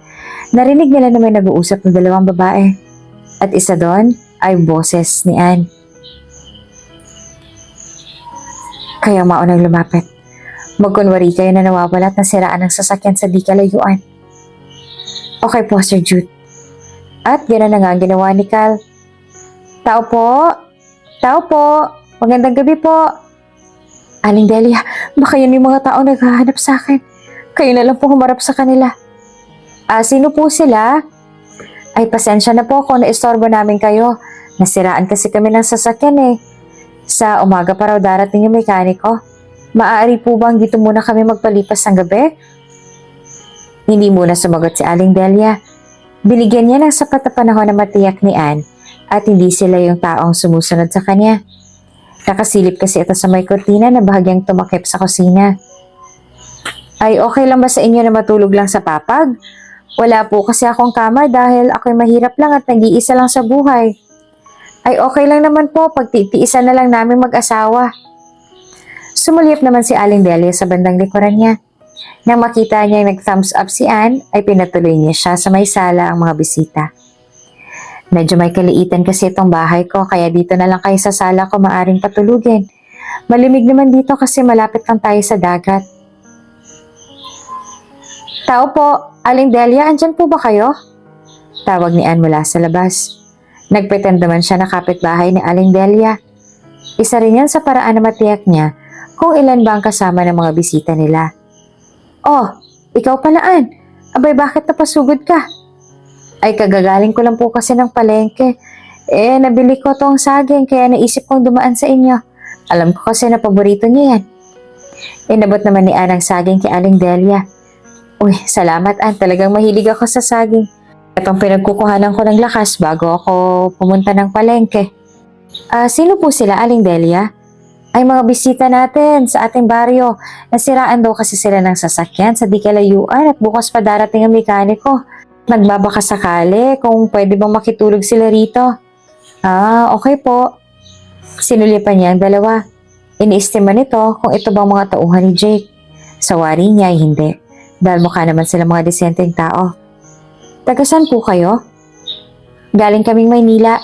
Pauwi na sana kami na biglang tumirik ang kotse namin eh. Sa inyo siguro yung magarang sedan na dadaanan ko kanina lang? Nagtaka naman ang 2. Kung si Anne taga rito, bakit marunong siyang tumingin ng modelo ng kotse? Tsaka, Anne? Yun din ang pangalan ng babaeng nililigawan ni Sir Jude. Mawalang galang na po. May CR po ba kayo dito? Naiihi po kasi ako eh. Ay, wala dito sa loob ng bahay anak. Doon yan sa may banda roon. Kung may naaaninag kang ilaw, pwede kang umihi doon. Magandang pagkakataon na nagpresenta kay Kyle. Ngayon, ay malaya niya na makakausap sa telepono si Sir Jude niya. Hello, Sir Jude? Ang tagal mo namang tumawag. So ano nangyari? Andyan ba ang asawa ko? Mukhang siya yung nakausap namin, sir. Hindi ko masyadong matandaan ang mukha kasi ni Ma'am Anne kaya hindi ko po matiyak sa inyo. Magsisend ako ng litrato sa messenger. Tingnan mo mabuti kung siya nakausap mo. Sige sir, antayin ko. Napadala ko na. Tingnan mo maigi. Binuksan naman ni Kyle ang kanyang messenger At tumambad niya sa kanya ang magandang mukha ni Ma'am Ann. Siya nga yung babaeng kausap niya. Hello sir, tama po, andito po si Ma'am Ann. Good, papasok na ba ako sa bahay? Wait lang sir, titiyakin ko muna ang sitwasyon sa loob. Magbibigay po ako ng signal pag okay na. Nang masigurado nga na nasa loob na ang Ma'am Ann niya at wala nang pagdududa ito sa pagkatao nila, naghudyat na ito sa kanyang Sir Jude para lumapit. Good evening po. Aba, mukhang dumadami yata ang bisita natin. Sino naman kaya itong tumatawag? Ako na pong titingin, Aling Delia. Nakakahiya naman po sa inyo. Sige, Iha. Sumakit din kasi bigla ang balakang ko dahil siguro marahil ay pagod na ako sa buong araw na pagtatrabaho. Nagkatingin na naman sina Kyle at kasama nito. Mukhang maapapaaga pa ata ang pagtatagpo ng mag-asawa. Sino po sila? Nang mapagtanto kung sino ang bisita, ay bigla itong napasigaw. Oh my, it's you! Paano mo ako nahanap? Salamat naman na nandito ko na sa tabi ko. Tinadhana talaga ng Diyos na magkita tayo. Nakikilala mo na ba ako ngayon, Ann? Oo naman. Kahit matagal pa tayo hindi magkita, ay nakaukit pa rin ang pangalan mo sa puso ko. Napatawad mo na ba ako? Matagal na, mahal. Matagal na. Nagyakapan sila at magkahawak kamay na humarap kay Aling Delia. Aling Delia, siya po yung kasintahan ko na matagal ko nang hindi nakita. Mabuti naman natatagpuan ka niya. Salamat sa Diyos at siyang nakaunang makahanap sa'yo at hindi yung lalaking mahabol sa'yo. Oo nga po, mabait talaga siya. Mahal, halika na, umuwi na tayo. Pwede bang bukas na lang? Gusto ko sanang samahan natin si Aling Delia kahit isang gabi lang. Okay lang naman sa akin. Nag-iisa na kasi siya sa buhay. Wala na siyang kasama sa bahay. May mas maganda akong ideya. Iyon ay kung papayag si Aling Delia. Ano yun? Isama na lang natin siya sa pag-uwi. She will be your personal assistant. Sure ka ba dyan, mahal? Game ako. Pag sinabi ko, tutuparin ko. Ano pong masasabi niyo, Aling Delia? Papahayag po ba kayo? Masaya ako na isipan niyo akong isama. Mula ngayon, ituring niyo na lang akong pangalawa ninyong ina. Nagyakapan pa ang dalawa. Teka, baka pala gutom na kayo. Medyo po. Sagot naman ni Jude. Meron kami natirang sinigang ni Ann. Gusto niyo ba yon? Ay, okay lang po, Aling Delia. Paborito ko po yan. Upo ka na dito, mahal. Namiss kita masyado. Sinubuan ni Ann ang kasintahan. Matagal niya na hindi nagagawa ito. Kaya excited na siya at masaya siya na gawin ito ulit. Mahal, ang dami ko dapat ikukwento sa'yo. Sana'y huwag kang magagalit sa akin matapos mong malaman. Bukas na yan, mahal. Kumain ka na lang muna. Sabi pa ni Ann. Tumanguna lang siya at sumang-ayon sa gustong mangyari ng kanyang kasintahan. Mahal, gising na. Maaga nagising si Ann at hindi na ito makapaghintay na umuwi sa sinasabing bahay ni Jude. Oh, sabay inat.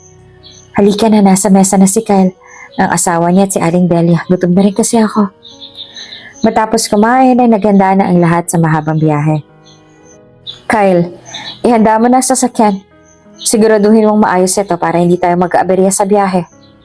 Yes, sir. Sagot naman ni Kyle. Umalas si Kyle para kunin ang kotse. Ilang minuto lang ay nasa daan na sila pauwi. Mahal, ano yung nais mong ipagtapat sa akin kagabi? Tanong ni Ann kay Jude. Pagdating na lang siguro sa bahay, mahal. I want to say it privately.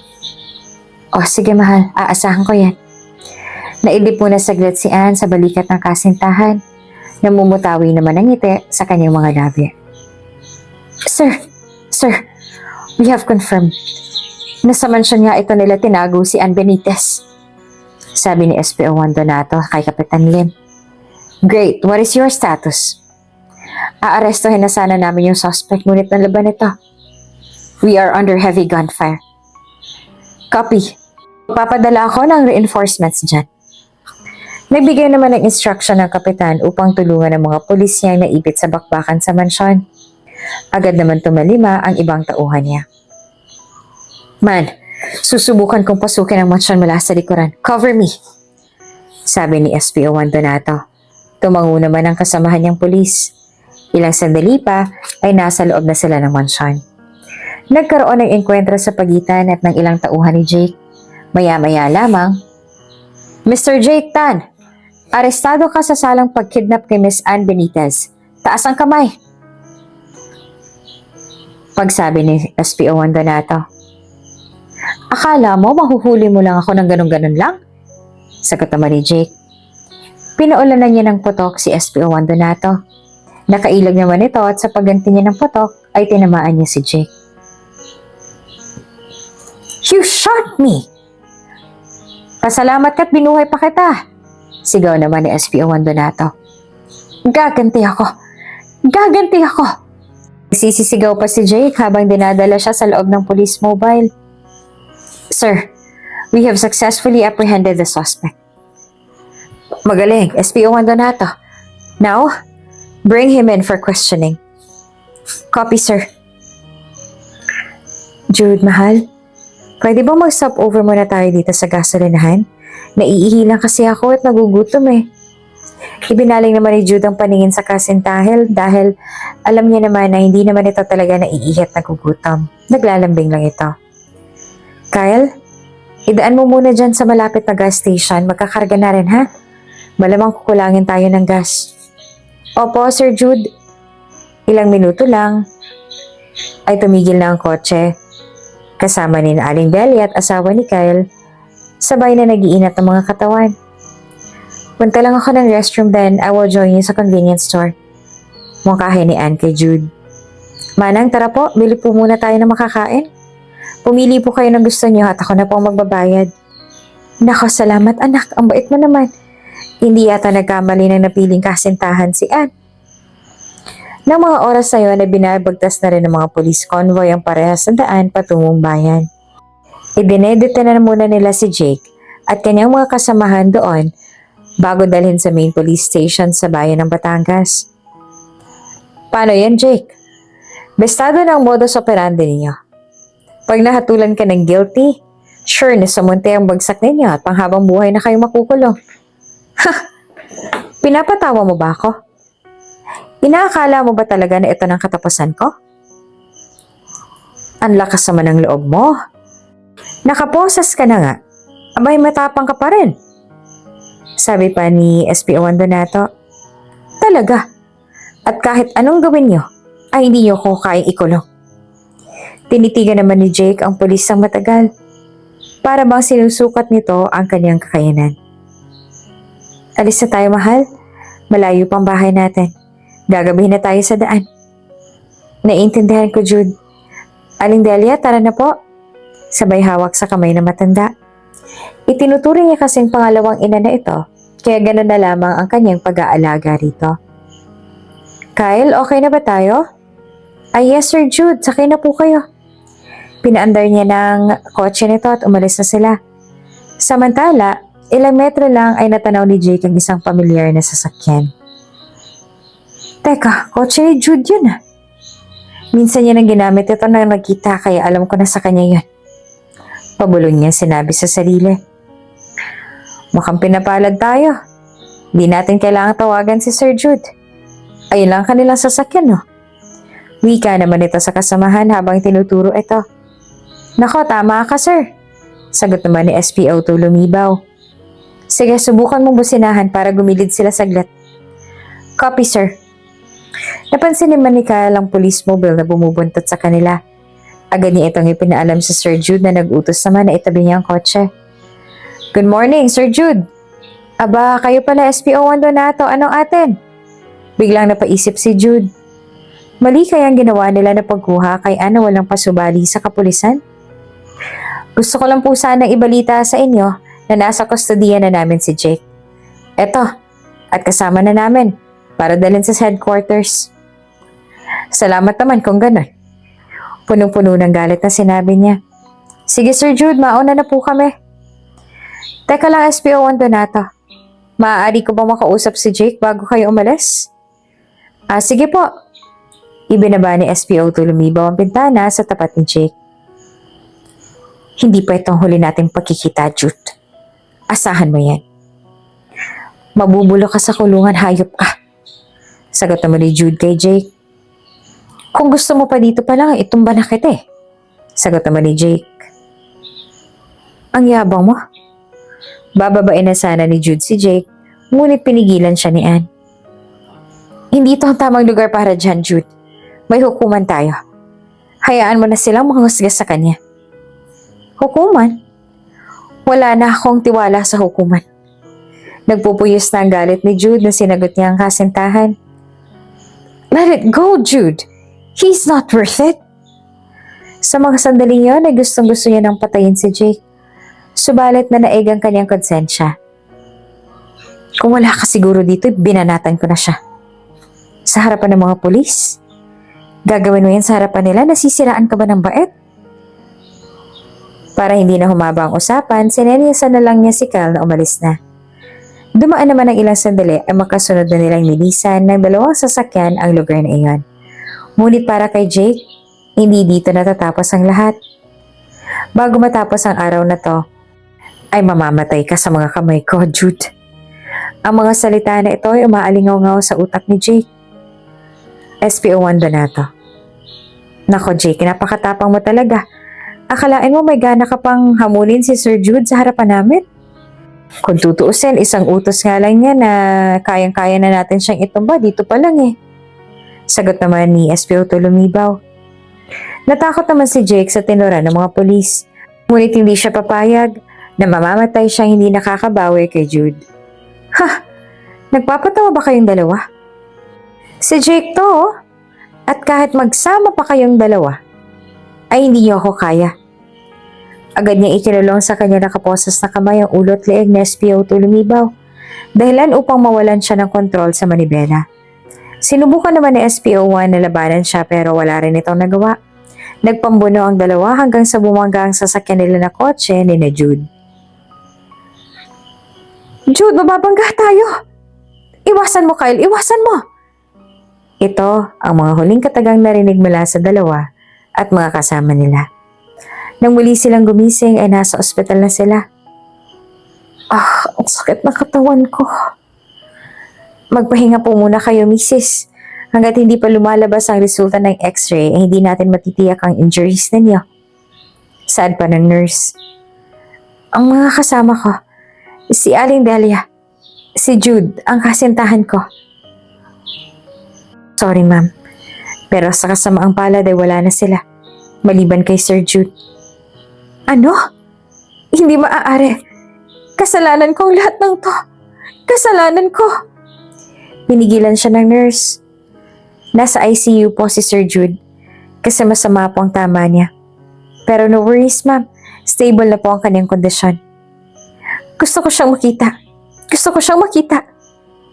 Magpahinga po muna kayo, Mrs.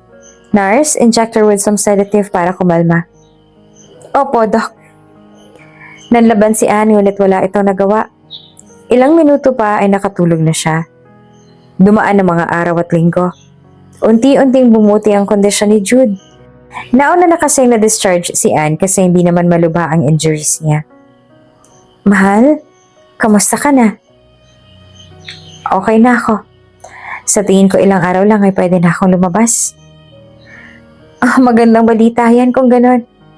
Ipagdadasal ko sa Diyos na pagalingin ka niya kaagad. Sa wakas, ay nakalabas na rin ng ospital si Jude. Nasa may veranda sila at nagpapahinga ng, Mahal, do you still remember yung sinabi ko sa'yo bagong aksidente? Ano yun, mahal? Yung promise ko na may ipagtatapat sana ako sa yung sekreto. Hayaan mo na yun, Jude. Hindi na mahalaga yun sa akin. What matters is that you're okay and we are together. Pero kailangan kong sabihin to, mahal. Kung mapilit ka naman, di sige. Ako ang matandang bilyonaryong nakapili sa'yo. Kaya ka kinidnap ni Jake. Dahil ayaw ko na siyang bigyan ng pera. Tulala namang napatitig si Anne sa kasintahan. Hindi agad ito makapagsalita. Jude, Lumapit noon si Jake sa akin. Nangungutang ng pera. Ang dahilan ay may sakit ang iyong ina. At napatunayan ko na hindi naman pala yun ang totoo. Lumayo naman ang bahagya si Anne upang tansyahin ang nararamdaman ng mga oras na yon. Nang ipinakita niya ang litrato mo ay nagulat ako. Noon ko nalaman na may asawa ka na pala. Paano mo ito nagawa sa akin? Why do you need to deceive me? Humahagulhol ang sigaw niya. Nagawa ko yun kasi mahal kita. Kailangan kong matiyak na masaya ka sa asawa mo. Pero niloko mo pa rin ako. Hindi ka naging tapat sa akin. Alam ko na marami ako nagawang kasalanan. Ngunit umaasa ako na mapapatawad mo ako. Akala mo siguro hindi ko napapansin ang mga kilos mo. Pasuot-suot ka pa ng maskara pag lumalabas tayo. Ginawa ko lang yun para hindi mo ako makilala agad. Nabista na kita nun dahil sa pabango na gamit mo at ang pagpapakita mo ng concern sa kalagayan ni inay. Patawarin mo ako, Anne. Patawarin mo ako, mahal. Hiling ni Jude habang nakaluhod ito sa harapan ng kasintahan. Bigyan mo ako ng panahon para maghilom ang sugat na nilikha ng pagbabalat kayo mo. Matapos niya magsalita ay umalis na si Anne. Umuwi muna siya sa kanyang inay upang magpalipas ng sama ng loob. Magandang umaga po. Sino po sila? Aling Lucia, si Jude po ito. O iho, ikaw pala, halika pumasok ka. Maupo ka muna dyan at tatawagin ko si Anne, ha? Salamat po. Lumabas ng sala si Aling Lucia at pinuntahan si Anne na noon ay kasalukuyang nagluluto ng almusal. Andito si Jude, anak. Ayoko siyang kausapin, hay. Galit pa rin ako sa kanya. Hindi yan maganda. Tao siyang nagpunta rito. Kaya tao mo rin siyang pakikiharapan. Sige na nga. Nagmamaktol niya pang turan sa ina. Ilang salit pa at magkausap ng magkasintahan. Oh, ba't andito ka? Ano ginagawa mo dito? Sinabi ko naman sa'yo na hindi pa ako handang kausapin ka. Miss na kasi kita eh. Umuwi ka na sa atin. Hindi pa ako handa. Ayoko pa. Patawarin mo naman ako, please. Umalis ka na nga. Ayoko na munang makitang pagmumukha mo. Nasa pag-uusap na ito ng dalawa, nabigla na lang may dinukot si Jude sa bulsa at lumuhod ito sa harapan niya. Oh, bakit ka nakaluhod? Tumayo ka nga dyan, nakakahiya ka kay inay. Anne, aking mahal. Will you marry me? Nagulat naman si Anne sa sinabi ni Jude. Pero masaya ang kanyang nararamdaman ng mga oras na yon. Jude, tumayo ka nga dyan. Nakakahiya. Sagutin mo muna ang tanong ko. Napaisip si Anne. Alam niya na ito na din ang sandaling matagal niya nang inaantay. Oo. Tumayo ka na nga dyan. Salamat, mahal. Mula ngayon ay pinapangako ko na magiging mabuting asawa ko sa'yo. Niyakap niya ng mahigpit ang kasintahan. Sana naman ito pa rin mo na lahat ng pangako mo sa akin. Oo, mahal. Kailanman na hindi kita sasaktan. Mahal na mahal din kita, Jude. At ikinasal na nga sina Anne at Jude sa St. Therese Cathedral makaraan ng isang buwan. Hindi nagtagal ay biniyayaan din sila ng may kapal ng 3 malulusog na anak. Namuhay sila ng masaya at tahimik. Ang kwentong ito ay pagpapatunay na walang pinipiling panahon ang pagmamahalan. At kung sino man ang itinakda ng Diyos na magkatuluyan, ay mangyayari ito, anuman ang pagsubok na pagdaraanan nila. Kung bago ka pa lang sa channel na ito, Ate Jane TV, huwag kalimutang pindutin ang notification bell and subscribe button. Sana po hindi naman malaking abala sa inyo ang pagpindot ng subscribe button dahil ang kapalit po nito ay ang pagsuporta para makapag-produce ng mga libreng stories sa mga channels ni Ate Jane. Maraming salamat!